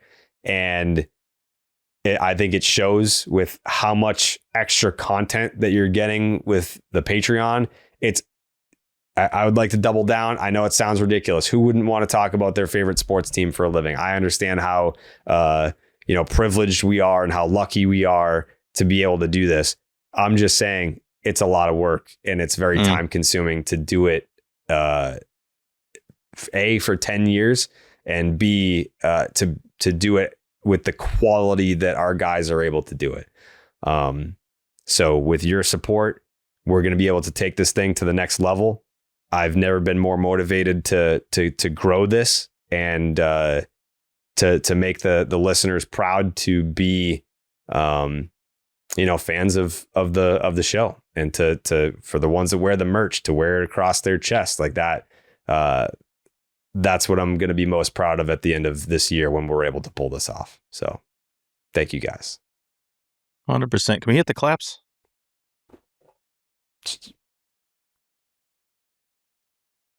Hold on. There it is. Shout out to everyone for supporting. And by the way, if it's something that, you're not interested in or you can't afford it, don't feel bad. There's no need to, we appreciate anyone who we just want to make sure that it was super, super worth it. We wanted to over deliver. We wanted to over deliver on the content that we were giving to you on the Patreon side of things. So never want to feel like, we're not delivering for you guys. So you guys have anything else to add to that? No, you kind of covered all of it really. But yeah, just another massive shout out to the listeners. I know I said the amount of people that have already signed up for the Patreon. I would argue that was with a soft launch that was essentially verbally on our stream for opening day. So the fact it's at that number is crazy. We're going to do everything in our power to make sure we don't just fulfill all the requests, but do them to the best of our ability. And the listeners remain kind of the reason why we do this and the reason why we put all this work into it. And I am always overwhelmed by the support of everybody that loves the show, that loves the 10, even just little glimpses of it in the chat and the Discord. Obviously can't wait for Friday at Fenway. That's going to be a blast. Yeah. I'm sure we'll get to it a little later, but game on, be there, 10 a.m. doors, noon, show, rally, what have you. Very excited for that. And yeah, this is just, it's a new era of the 10, but we continue to grow with the audience. Mm-hmm. And shout out to Jerry too. I don't think, as he said, especially on the production side of things, those guys could work anywhere tomorrow, and those companies would be thrilled to have them. But I don't want to speak for anyone else. I know I'm very comfortable with everything we've got going on. I don't look at it as like, oh, we went independent, as much as like we gained ownership of what we've been building for the better part of a decade with Section 10, with everything we do with baseball. And a lot of that's because of a tremendous amount of belief in you. I know you like to call yourself the tribal chief and whatnot as some sort of joke. I don't know, it's some Steve likes, but love that not everyone could just do that and have people just be like, yeah, wherever you're going, we're going. That it starts with you. I told you repeatedly throughout this process, your last contract and the contract before that, like, go take care of yourself. And every time you just don't fucking listen to a single thing I say. It's very, very annoying. I don't know why you even ask me at this point, but a lot of sacrifice from you and from, I know I think I do speak for everyone here. We all appreciate it tremendously.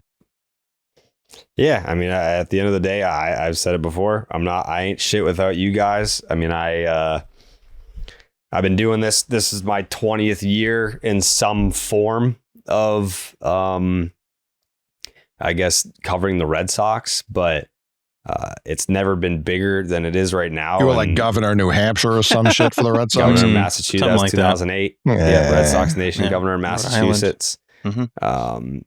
Yeah, I mean, it's literally been 20 years. Started blogging in New Year's Day 2006. So yeah, there's been a lot of different forms of it, but this is clearly the best one, and it's not because I'm a solo act. Like, I'm not fucking Colin Coward or something. Like, I just I'm part of a band, and you need all the guys playing their instruments to make that sound. And I know that. If I was a one-man show, I couldn't even fucking, when I went to DraftKings, I was like, I need T. I was like, I don't even fucking know this guy, and I need him. So I need, what does it say here? T? They didn't even know anything about me. But I think that's been the cool part about this entire process is not only the work you've been putting in, but the transparency. You know, this is a lot of stuff that's going to impact your future along with everybody else's future. And every stop of the way, you've talked about it with us. You've asked for our opinions. You've asked for all of that when let's be real, a lot of people in your position would do what makes sense for them or what they think is the right move. And still, you've talked with all of us. Someone like me who is learning and young, you've explained so much to me just about, I'm younger than you guys, so please step back. So what? I'll take what I can get, but for you to explain those things and break them down, I can't count how many hour-long phone calls we've had the last couple of weeks where 80% of them is you just educating me so I can understand the conversations everybody's having together. And I do think when we get to the other side of this, as much as we talk about how close this community is right now, I think we're going to reach a whole different level through the chats, through the different content, everything we're going to cover. If you thought this was a family before, you have no clue what's coming up next because we're going to be tighter than ever. And I think that creates the best content possible for everybody. The phone log's got to look crazy for Jerry. Insane, I know that much. It's insane, dude. Like, I'm not exaggerating. It's all day, every day, 7 days a week since I started. And I mean, I'm sure part of it is like Asperger's, but like when I just lock in on something, I lock the fuck in on something. Like you got those burgers for real. Yeah. Like Asperger's. Do not stop. If I'm just like, this is the goal. This is the task. This is the challenge. I just lock in until I get the thing. Like I'm the dog chasing the car, but I think this car is catchable. And yeah, I mean, I will. You put my back against the wall, and it's like, hey, your fucking like career and your brand and your baby and your friends, like all of that is on the line. That was all I could think about. Like I was thinking about it, obviously, like all day long, all night long, and then going to sleep at night and like not even like that was what I was thinking about falling asleep. And then I wake up and look at my phone and immediately it's texts, emails, calls. Like it's been nonstop to just it's a fight. Like I'm fighting for this. And this is leading into a marathon, which we all do, but you have done on a different level for some time, that you get to the end of the season and there's nothing left of you. You are done. Whatever is in your brain functioning, you sold out, over the last 2 months, whatever remaining rest you had, whatever that last little chill period is, it ended up being the busiest stretch of your entire life. So I played the WBC. Like that's a lot to carry, man. I didn't have like a cozy spring training. Like I was playing playoff caliber baseball in March was what was happening. But I mean, at the end of the day, I'm not looking for a pat on the back. I'm not looking for thank yous. I mean, I'm looking for a chance to keep fighting. Like that's it. Like I give me a shot to keep the train moving and,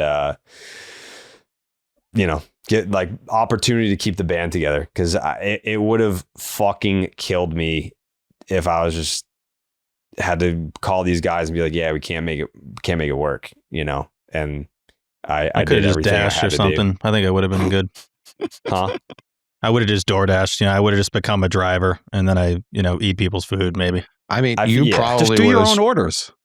Yeah, spun it into you would have place the orders and then go pick them up and get paid to do that. I think one day you'd have been on the app for like so long, but you would have called the CEO, been like, "Hey, there's something like you could make more money if you did this," and then they would have been like, "That's a great idea." Like you would be on like the cover of Fortune 500, like the guy who saved DoorDash. Yes, exactly. Which would have been a fine transition, but no, it's insane what's gone on the last couple weeks. I feel like people just have no idea, which is fine. You're not supposed to, but get to the Astros series. We get it. Do the preview, you dickheads. But no, it's been a lot. Obviously, Jared and I have been doing this show, a version of this show for a long, long time. And Coley's been a part of it for a long time. And obviously T has brought it to a new level. But this is a massive challenge for all of us, for the production crew, for everybody. And I think we're ready for it. I really do. Yeah. And you've put us in a position to be ready for it. I did everything I could. That's if you die now, we're fucked. That's also true. All the contacts you have too. Yeah. Yeah. As long just give me your phone password. You can have it. I don't care. I'll bring you back to life. Thank you. Yeah. But at the end of the day, I know I can say that I did everything I could. There's not a door I didn't knock on that would have helped us that I didn't knock on. So, yeah, now we go. First show of the year. And if you're with us, thank you. If you're not, there's the door. Anyways, how does this show work again? What's the first one? Stop and Shop. Yep. It's ketchup. It's Taiku's ketchup. We don't get any of those. Stop and Shop. So now we're at this. Mm-hmm. When I go to Stop and Shop, I can cross off everything that's on my list. Tactical move incoming! Stop and Shop. Look ahead. Stop and Shop. Fuck yeah. Look ahead. Red Sox win, leave them dead. Red Sox win, I'm seeing red. Stop and Shop, we look ahead. Red Sox win, leave them dead. Red Sox win, I'm seeing red. Stop and Shop, we look ahead. Fuck yeah. What's better than having to Stop and Shop, getting it done for all of you? The Stop and Shop look ahead, brought to you by Stop and Shop. Head on down to Stop and Shop right now. You can get 5 pounds of tangerines for fucking, I don't remember it. I think it's 10 cents off. You've never remembered it. Well, no, I don't think you've had it down once, maybe. It's the first one of the year, and I don't have it written down. So it's like I get into a rhythm and I You got remember yelled it. at all year for fucking It it would up be last very year. funny seeing a montage of last year, you trying to get the read. 10 cents off your tangerines. You get 10 tangerines for pounds of $10, and then tangerines. they give you the money back. Promo code section 10, but it's only a verbal promo code at Stop and Shop. Yeah, It's crazy how hard we had to fight. We play the absolute worst song in the history of the recorded medium, and then you don't remember the fake promo code for the company. Jared. Mikey, did you ever go to Stop? I tried to get an actual Stop and Shop sponsorship. Mikey, did we knock on doors or what? They are in Quincy, so I'm going to have to take a stroll over there this week. Tomorrow morning. I'll walk there. What are you doing tomorrow morning? Bunch of stuff. Really important stuff. That's a fair answer. A lot of stuff. I hear him taking a A lot of stuff. What important stuff you got to do tomorrow morning? Well, I got to first make a cup of mud because you have to have a cup of black mud in the morning. Then I'm going to make some eggs, probably scrambled on sourdough, hop on, answer emails, the Dan Peralt Kingpin package email. I'm answering those folks. Got to get in touch with Jake. We got to figure a couple things out. And then we have a meeting with somebody else that I won't say that we have to meet with midday. We're going to start. That's at 12:30. I asked you what you were doing in the morning. Like, where is the meeting? Where is the fucking... Dude. He's got to make some where's eggs. the knocking on Stop and Shop doors tomorrow, Mikey? I just fucking spent 20 minutes being like, I'll do anything for these guys. I can't even get you to walk 3 fucking blocks over to go Stop and Shop. I'll take a walk over there. All right, that's all I want to hear. Do it with the mud. Go stroll with the mud. Take the mud. Hey, I've been knocking on a lot of doors. I haven't been knocking on actual doors, but I've been knocking on other doors, acting as a pseudo salesman recently. Mikey has been grinding. He's been grinding. Everyone's been grinding. Events. We're looking up new venues for events this year. We're going to have more to offer there. We're figuring out Game On. So, yeah. 9 of us have been grinding our dicks off. One of us has just been doing it for direct competitors. Yeah, nonstop. Tyler's been on a media tour doing every show but ours. He's skipping opening day to promote rival beers. Check this beer out. You guys ever have this one? You should switch over. Yeah, he's also not going to be at the home opener show either. I think he's. Well, we don't know that. Yeah, it's not confirmed. What? He said he's trying to make it Maybe work. try. Yeah, he's doing his best. No, he's not. I know what you're doing. What am I doing? You're pushing me. I'm just looking ahead. Yeah, we're talking like when you Stop and push Shop me. right now. We're just talking Stop and There's no Shop. place I'd rather be. What then on 310 to left promoting Coronas? Nailed it.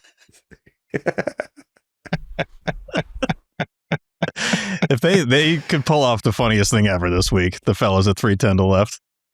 Yeah. Got him over there promoting Sam Adams. That would be kind of funny, honestly. Yeah. That was my favorite day last year. Sam Adams on 310 to left? No. I've actually never been asked, but beyond that. You should be. I agree. No, the home opener last year was electric. I felt like that was the first time I was like comfortable I've at said Fenway. it a million times, but we obviously need you at Fenway a lot more. I love being there. I want to be there. I don't know if you do love being there. Nobody wants to be there more than Tyler Milliken. I promise you that. Nope. I promise you that. All right. You're just never there is the thing. Like if you really want to be somewhere, you normally go there. That. I set a career high last year. What, 3 games? 4. I think 4. I've said it a million times, and it is crazy. Nobody follows this team and like tweets about this team more than Tyler Milliken, but there's a lot of people that are at Fenway Park a lot more than Tyler Milliken, where this team plays 81 times a year. I mean, he lives far. No, he does, but he travels. I mean, we know he gets pulled over every week. He's traveling more than most people. It's true. 2 hours every day, baby, each way. Yep. Yeah. You're a grinder. It's a word for it. You're the Caleb Durbin of the team. Mm-hmm. That's what I needed. Yeah. No, I think Coley liked that comp. I think Coley's in. Some people like you, others they're all set.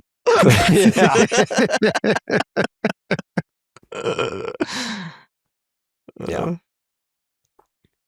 So you're doing great. I am. Yep.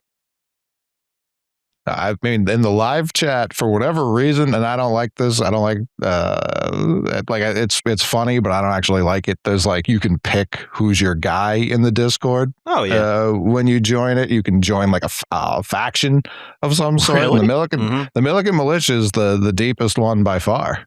Not surprised. Come represent, baby.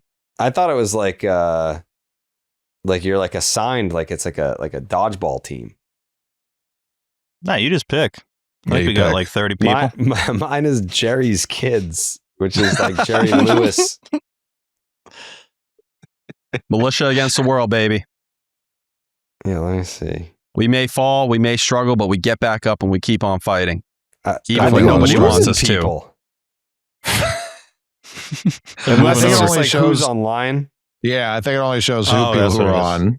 Okay, yeah. So there's Jerry's Kids, Coley's Crew, Jake's Army, the Milliken Militia, Steve's Stands. Do we have anyone else on the show? No. On the podcast? Jake's Army. Yeah. I fucking said that. Did you? You sure? Well, that makes 2 of us that missed it. I missed it. Wow, that's a great accountability moment by you, Steve. Mm-hmm.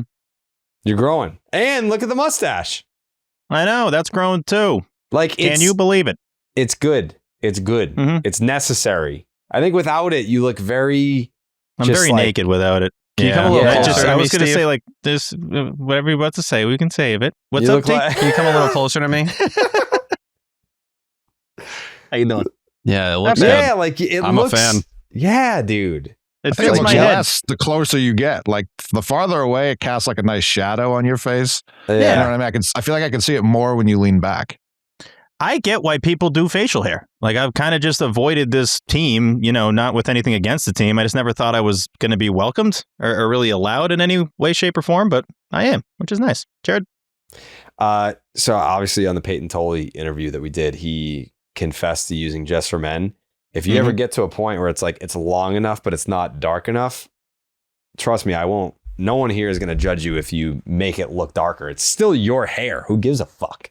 Yeah, that's what I did with the COVID mustache, but I went to, you're going to have to let me know the tones because I went way too dark. Medium brown, and then I just 7 minutes. That's the shaved it sweet off. spot. Medium brown, 7 minutes. Yeah. I've been thinking about dyeing myself recently because I have a lot of red in my beard.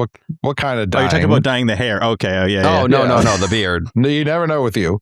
No, I think I'm going to go dark on the beard. Like very dark. It's not going to match and you're going to look fucking This horrible. looks good, T. I feel like my beard doesn't match my hair right now. It's just looks like exactly the same. I don't like what do you do to it when you get out of the shower? Like the top or the beard? Your fucking beard, dude. We're talking about your I just like comb it out and I have like a beard wax that I attempt to shape with. All right, we'll take it offline. I got to tell you how to do it right. Okay. Yeah. Yeah. I feel like I am at times like T's dad. 100%. Yeah. At times. Yeah. I'd say more than that. Yeah. I just assume I'd be dead at this point if you didn't enter. The timeline would have ended. Could you imagine like the butterfly effect if I just never reached out to you, what your life would be? I think I'd be a funeral director. That's the backup plan. I feel like you'd be good at that, honestly. I do too. You would too, yeah. You'd be like, you're like the kind of guy that I want to see when I show up to see like for a dead relative. I'd look at you and I'd be like, all right, like they're in good hands. That's it. This guy's seen dead people. Yeah. Typically, the funeral director also like drives the hearse, and I can't think of a safer person to be in a vehicle with you than someone who's already dead. Yeah. Yeah. That's a good point. It's a nice whip too. It is. They're way too nice. Yeah. You also live like above the funeral home, right? So like free housing. I think that's dealer's choice. Yeah. I'd be in on that. Mm-hmm. They got that whole thing down. They got the whole spiel down. I mean, I feel like it's so easy to get down. There's only like so much. You have some key phrasing you can say. Oh, I've only heard the best things about this. This could be the worst person ever, but they probably make it seem like everybody's a gem that comes through there. You got to hand out some mints to everybody. Everyone wants something to, snack on a little bit. I'd have more food at some of these events. I'd be more willing to eat. Like if you in a suit, you'd be what they want to snack onto. You know what I'm saying? You think so? Yeah, I will I say, think you go brazy in a suit. At the last Section 10 night, there were two fans, a dad and a son, who owned a funeral home. And I was talking to them, and they were like, listen, if you ever need an apprenticeship, we'd love to have you. So that always exists if, you need to get rid of me. Usually it's people being like, hey, like, can I get a job with you? They offered you a job? Yes. Yeah. They said we see where this ends. There's a program down at Cape Cod Community College that does like the funeral director thing. Jared. Don't you think? I mean, Steve probably gets this reference, but like Bagzewski's back there. Don't you think that like if they did a movie about Paul Bearer's life that T could play like 25-year-old Paul Bearer? Mm-hmm. I always get I don't know. Bagzewski might be on bottle duty, but this guy is not what I thought it was going to be.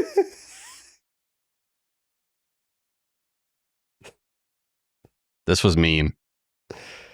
What? How so? He's very ugly.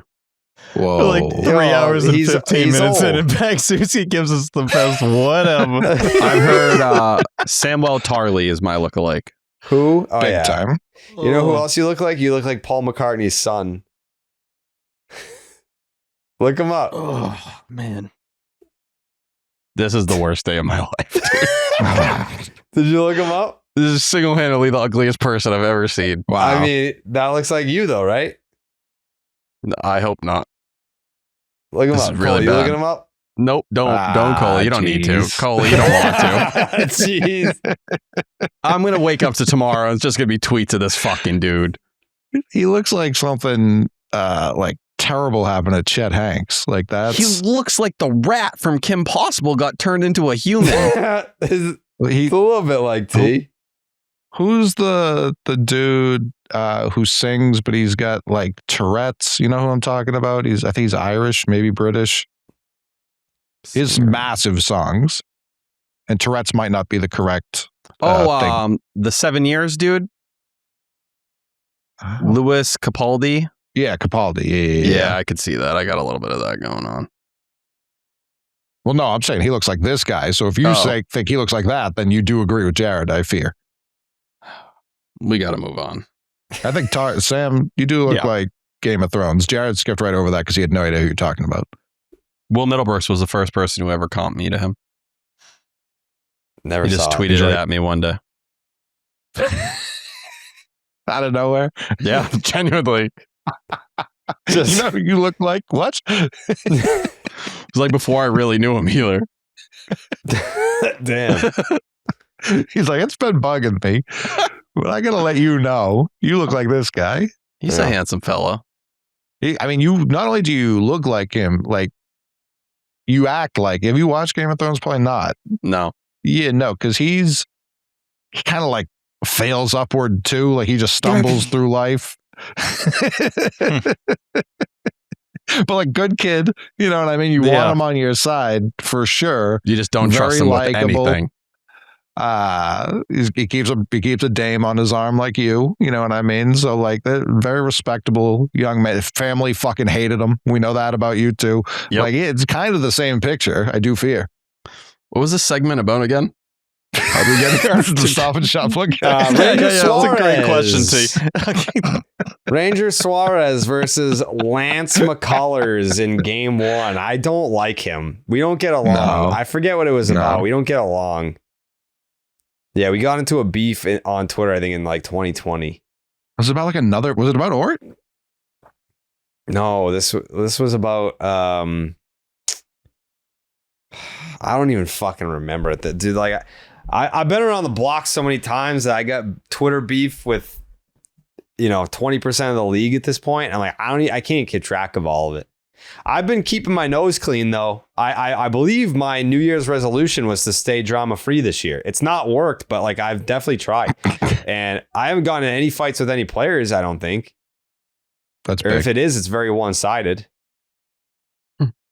Your last tweet about him was Lance McCullers was nasty. And I say that as someone who once scared him off the internet. I can't put that aside to acknowledge that was a big boy start today. Well done. Yeah, I got him to delete his account. I bullied him off the internet, but he was being a dickhead about something. I forget. I don't know, dude. Yeah, I thought it was about another player, and he was like, he stepped in. Probably Correa, who was also a dick to me. And maybe it was about Correa. Yeah, Correa was a dick, so I didn't like him. But he fired. That's what happens all the time. They throw the first punch, but I just throw harder punches, and then they act like the victim after. It was before a playoff game in 2020. Yeah. What did he say? I have not found that yet. It looks like he had a deleted tweet though, because a bunch of people threw one in here, and then you can't see it anymore. Yeah, it was a big dub for me. Anyways, he's pitching in the series opener. Brian Bayo versus Hunter Brown. And then Garrett Crochet versus Mike Burrows. Oh, here's something that I forgot to add. This will be a free thing that we do. But so this series finale, unfortunately, is at 2:10 p.m. I doubt that we definitely aren't, because I got to do 98.5 Sports Hub on Wednesday. What fucking day is that? What day is it? Today's Sunday. It's Monday now. Oh, I'm sorry. Do you want to go bed? What? Oh, I was just saying it's Monday now. Oh, okay. Yeah. So whenever I'm gonna tailor it to this. Whenever there's a game that ends at like 10 or whatever, because if on Sundays we record at 8, so if the game ends at 2 or fucking 4, like we're not gonna go live. The plan is to go live after a game. So let's just say it's a Wednesday night. The Red Sox just beat the Twins at Fenway. The game ended at 10:07. We're going to go live on YouTube as sort of like a post-game, as a post-game, 10, 15 minutes, and then we're going to go into the podcast. So, but that'll be on the YouTube. Subscribe to the YouTube. It's a big part of what we've got going on for 2026. Shout out Mikey. If you haven't already seen the Bridge 9 Celly's video that we put out on week ago-ish. Mm-hmm. People are loving that. We're going to be making more content like that. There's going to be more YouTube specific content. Content out the fucking ass this year. Out the ass. Free and bonus. Just a ton of content. Right, Mikey? Content all day, every day. No rest. No rest. Like that add-on. Garrett Crochet versus Mike Burrows in the series finale, which will be the finale of the month of March. Wow, we're already in April. Ranger Suarez in 2025, he was 12-8 with a 3.20 ERA, a 1.12 WHIP, and a 8.6 strikeouts per nine. This was the guy that the Red Sox went out and got this year. They wanted him, they got him. Over the past 2 seasons, Suarez has averaged a 3.33 ERA, a 3.29 FIP, and a 1.21 WHIP, all while striking out 296 batters in 308 innings. He doesn't bring a ton of velo, as he averaged 90.1 miles per hour with his sinker in 2025, but his secondaries, that's why he was paid. Changeup was great. Curveball was great. He only allowed 12 extra base hits off these 2 pitches in the last year, despite throwing them a combined 855 times. Lance McCullers, his 2025 stats. Yikes. 2-5, a 6.51 ERA, a 1.81 WHIP, and a 9.9 strikeouts per nine. He made it back to an MLB mound in 2025 after missing all of 2023 and 24 with injuries. He did not fare well in his 16 appearances, accumulating a negative 1.1 B-WAR. Yikes. Very bad. Before his injuries, he was sitting usually 93, 94. Now that's down to 91, 92. Yikes. That's bad. His spinny stuff was always his trademark, as in 2022, his knuckle curve held hitters to 3 for 45 with 19 strikeouts. In his brief 2025, he was mainly a sweeper sinker pitcher, with both getting hit over a 400 slug. Yikes. Very bad. Brian Bayo.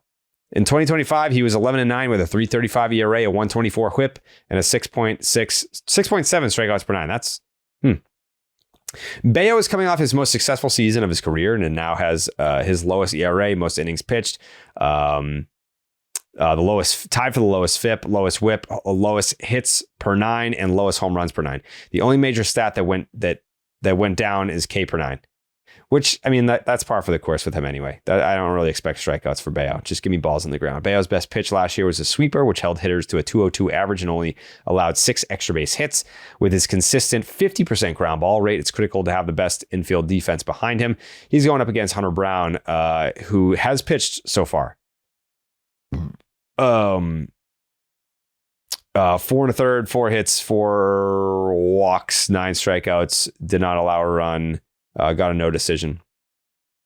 The ace of the Astros staff had a rocky first start, allowing 8 base runners in less than 5 innings pitched. In 31 starts last year, he only walked 4 or more batters 3 times, so I would not expect this again. However, the 9 Ks in a game, he did that 9 different times last year, so watch out for that. He's a power pitcher. His curveball is really good.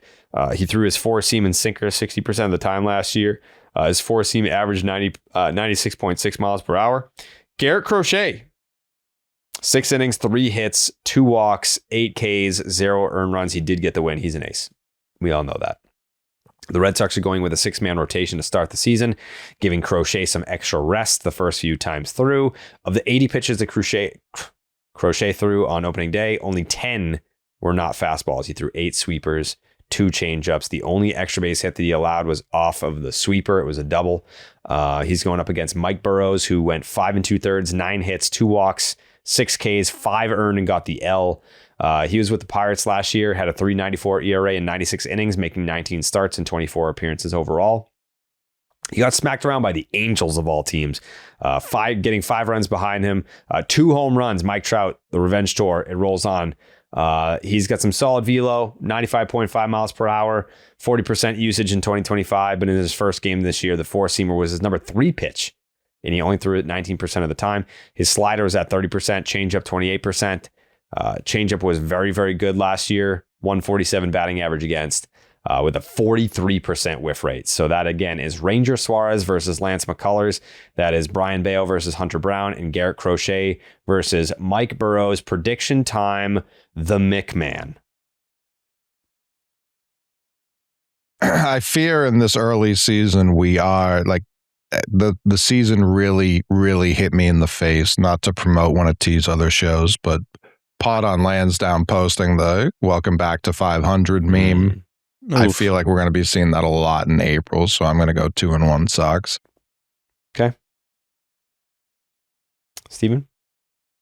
We do normally do the weather look ahead before the predictions, just as a reminder, so that might that might help your picks up. Just saying. But yeah, very excited for the debut of Ranger Ron Harris Suarez. 11 ERA in spring training, 5.91 ERA in his career in Houston. That's the second highest ERA at any ballpark through his career. It's only 2 starts, so everybody calm down. Roman Anthony home run feels like it's happening. Maybe a repeat of the WBC homer. That would be nice. What would also be nice is for Caleb Durbin to leave the 0 batting average club. I just hope for his sake, for his case, that he doesn't have to show up to Fenway in that blizzard that's coming on Friday and get introduced, and he has no hits for the team yet. Obviously want him to be big for the team. They're going to need him if they want to do anything significant this season. I think Crochet gets the W in the finale. Kind of like the win in game 1 with Suarez's Sox debut. So I'm going to go Sox are getting 2 out of 3 here, coming home with a record of 3-3. Wow. Tyler Milliken. Yeah, I'm going to go 2 out of 3 as well. More than ever, I feel less concerned about Ranger Suarez's spring training, just watching Crochet come out and go and do his thing. He was up to 69 pitches in his last outing of the spring, so I'd assume he gets up to 80. We saw Crochet throw 80 and give you 6 scoreless. Do I expect that much out of him? Probably not, but if you can get 5 innings with Oviedo following behind him, I think that's a pretty exciting night of Red Sox baseball, just in general, watching 2 of the big arms you acquired over the offseason attempt to eat 9 innings on their own. So give me a win in that first game. It's been a long time since Lance McCullers was the guy who was at one time nasty for the Astros. And just seeing like what he was doing in spring training, it wasn't like he was missing a ton of bats. The Angels have been hitting that staff around over the last 4 games. Give me a win in game 1. I think Bayo is going to show some intriguing stuff with the curveball and changeup in 2, but I don't think he overcomes Hunter Brown. And then Garrett Crochet, I'll never bet against the ace. I think Yoshida hits a homer and Durbin hits a homer in this series. Ooh, okay. I think WC-40 gets his first take of the year in this series. I think Duran goes deep in this series. I think Willier goes deep in this series again. I think he continues to stay hot. I think Connor Wong never hits a home run for the rest of his career. Oh my God. Yeah. It's the hottest hitter on the team, you asshole. Yeah, I think he's done. I think he's done as far as like hitting home runs is concerned. We've seen the last one. That being he's said, having a 3-homer game. That being said, this is a sweep for the Red Sox. Okay. Yeah, I got a sweep for the Red Sox. I got Ron Hare dealing. I love Bayo, Hunter Brown, slow start, Garrett Crochet against a shitbag. This is a sweep. And the Astros also didn't get off to a great start either. Yeah, this is a sweep for the Red Sox. Very excited about it. And I didn't fuck up anybody's name. So no. You so just sweep is actively possible. have a bubbling beef with the game 1 starter. I'm over it. I told you everything that's in the past is in the past. I have forgiven him for whatever shitty thing he probably did to me that I don't remember. It's big. It takes a big man to do that. Yeah, I mean, maybe it's my old ancient age, T, where I'm too old to give a shit anymore. Can't relate. I've just moved on. You're a business owner now. Yeah, I'm a father. Why are you laughing, T? No, nothing. Call me dad. I don't think I could do that. Why not? You give me more of like a papa. Going Stranger Things here? Doing that? Yeah. I don't know if I'm going to drop a daddy anytime soon, but a papa feels. I didn't ask for that. Papa.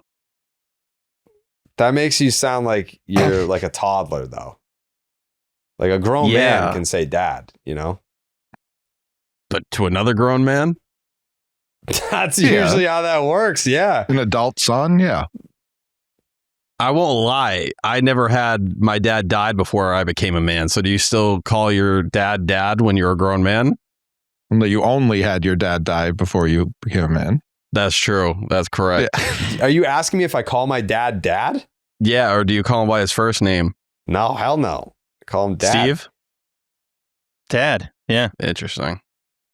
Yeah, like everyone on my dad's calling side. your dad by your first name? I don't know if I'd be able to do that to another grown man. That's crazy, dude. What do you mean? Like, I Doesn't don't know. everyone Like, just call their dad dad? I don't know. I've never been there. Couldn't be me. Yeah, I mean, everyone on my dad's side, it was like dad, Nana, Papa, Uncle this, Auntie that. But on my mom's side, like I call my mom Ellen, and I called my grandparents Bob and Joan. Okay. That's all I'm saying. Papa. That's crazy, dude. I'm gonna bang you. It's like he carved you. He carved you out of wood, and you became like an animated Pinocchio-like character. Yeah. Yeah. Papa. Yeah. It just feels right. Ball on for me, Papa. Yeah. Anything. Pull anything. up the savant, Papa. Anything is better than Jared Carabas. All right. All right. Kebabas. Yeah, it's a sweep. Yeah, get the brooms up. Yeah. When I look ahead, and you wind up dead if you don't listen to what Steve says. Even then, you might still wind up dead. Caught in a tornado, get smoked by your neighbor's shed. When I look ahead, when I look ahead, Billy's gummy bears. Chew 'em with your mouth. Weather look ahead. Brought to you by Billy's Gummy Bears. You chew them with your mouth. You chew them with your mouth. The Red Sox head to Houston for a 3-game set against the 2-2 Astros. Game 1 is Monday. I always love this start time. 8:10 p.m. Eastern. First pitch, mostly sunny, 78 degrees, 1% chance of rain, 15-mile-an-hour winds. Game 2. That was close, Steve. I know. Yeah. Get ready. Game 2, Tuesday, 8:10 p.m. Eastern. First pitch, mostly sunny, 78 degrees. 78 degrees again. Noopy doop. 2% chance of rain, 15-mile-an-hour winds. Game 3, Wednesday. Though, yeah? Yep, got the roof at Doiken Park, whatever the hell they call it. Dyken. April. Okay, Dyken. The doink. The Doinkin. The Doinky dude. Welcome back to the Doinky. Yeah. Wednesday. Wednesday is April Fool's Day. At the Dinky. Welcome back to the Dinky Doinky Doo. It's your The Dinky's rocking. Oh man. Yeah, April Fool's Day is Wednesday, 2:10 p.m. No, Eastern. it's not. First. Is that a joke? Is that your April Fool's joke of the year? Wait a second. Hold on. That stinks. Hold on. What? Nah, you're right. I was curious when you said March ended on Wednesday earlier during the preview. Honestly, that I'm blaming Connor on that one. Accountability. Is Connor getting banged there? I'm not going to bang him for that. I think someone's got to eat that one. I think someone's got to get that one. No? You did just tell me at the date wrong. No, all right, go ahead. Game 3. No one's getting banged for that? For what? For having the date wrong. I had Ray, you stopped the whole thing. I'm talking about Dinky Doinky Doo. You're like, hold up, and you were just completely wrong. It's all right. Nah, I didn't know about days. Okay, like at the end of the day, it is. It's hour 4 of this show. I'll give you a pass there. It's fine. Yeah. So April Fool's Day, Wednesday at the Doink, 2:10 p.m. Eastern. First pitch, mostly cloudy, 82 degrees, 13% chance of rain. It's Houston, 15-mile-an-hour winds. Wait, go. You absolutely teed it up like a 76 bomb was on. No, you were saying that was close, and I'm like, get ready because the next one was the same exact temperature. It was also close. That's but kind of what that meant. Yeah, kind of let us on there. I know, but hey, you can get the date wrong. The temperature is not what you want. We just don't get what we want with this one. No, someone can. Yeah. So yeah, upper 70s, lower 80s early this week in Houston as the Red Sox look to get their first series win of the 2026 season. That is your weather look ahead, as always, brought to you by Billy's Gummy Bears. You chew them with your mouth. Yeah. Speaking of which, what fucking monster during the opening day stream got the gummy worms that were a resealable fucking bag and ripped them open from like right here so that it was no longer a resealable bag? Who the fuck did that? I'm so happy I wasn't there because it definitely would have been pinned on me. Food related, normally me. I didn't have any gummies though. Mikey? I did not open that bag. 2K? It wasn't me. I mean, that only leaves Coley and Jake. And Jay. I didn't have a single. When Alan was there, he bought them. Snipping it. Oh, maybe. Okay. Uh-oh. Mm-hmm. Mikey's got a lot of information about this bag ripping. I mean, it's your prototypical like open and reseal bag, and it was ripped right here. No, I didn't go near him. I did take a peek at it, and the first time I saw it, the bag was in absolute carnage, the way it was opened. And I do believe it was open before 2K even got there, so I can clear him pretty easily. Yeah. Whatever. All right. What else you guys want to talk about? Steve's going to kill all of us. Second10merch.com. Corey whipped up a season 10 of the 10 shirt. We just want to put something out on opening day because Baseball is Dead put out a merch drop on opening day, and we're like, all right, we got to do a little something for the 10. But the April merch drop that we even fucking discussed that, Coley? Yeah, we have. We have it ready, right? Yeah, we do. Because we didn't do one in March. No. Right. Okay. So yes, because we didn't know if we were going to even have control of merch, so a lot was in flux at that point. Honestly, like we were so close to going back to Barstool. Like we were like, I thought for sure it was happening. But yeah, we were very close to a world where we didn't control the merch anymore. But here we are, out on our own, out in the world. Just doing it. Wow. Section10merch.com. Patreon.com/Section10podcast. Yes? Yes. Patreon.com/Section10podcast. Check that out. If you feel so inclined, support the fellas. We appreciate you all. We love you all. Final thoughts, Tyler. There's a really cool piece that Anthony Einson did with Men's Health talking about an eating disorder he kind of overcame, his experience with it. And I feel like he's kind of been the talk of camp this year. Suddenly this guy who, if we see with the next top 100 ranking, he's on there. I don't think anyone would be surprised. So if you're wanting just to learn a little bit more about his journey and his background, I think it's a great read. So please go check it out. Okay. Thank you. Steven? Fellow Wally Head supporters like myself, don't give up yet. Don't give up yet. It's just a road series. They debuted it at home last year. I don't think the Wally Head is dead yet. Understandably, a lot of people are ready to move on. I respect your opinion. I politely disagree. Okay. I'm fine if it's back this year. Obviously, I'm biased. I have a Wally Head myself, but yeah, we'll see. Opening day at Fenway Park. If they don't do it there, I mean, obviously you got to hit a ding dong, but if they don't do it there, then it would feel like it is dead. But I love a team, especially in this day and age of baseball where most have home run Cellys. Love having the home run Celly. So if it's not that, hopefully it's something new and cool. And LOL to Duke. What a hilarious way to lose. That's all I got. Yeah, that was embarrassing.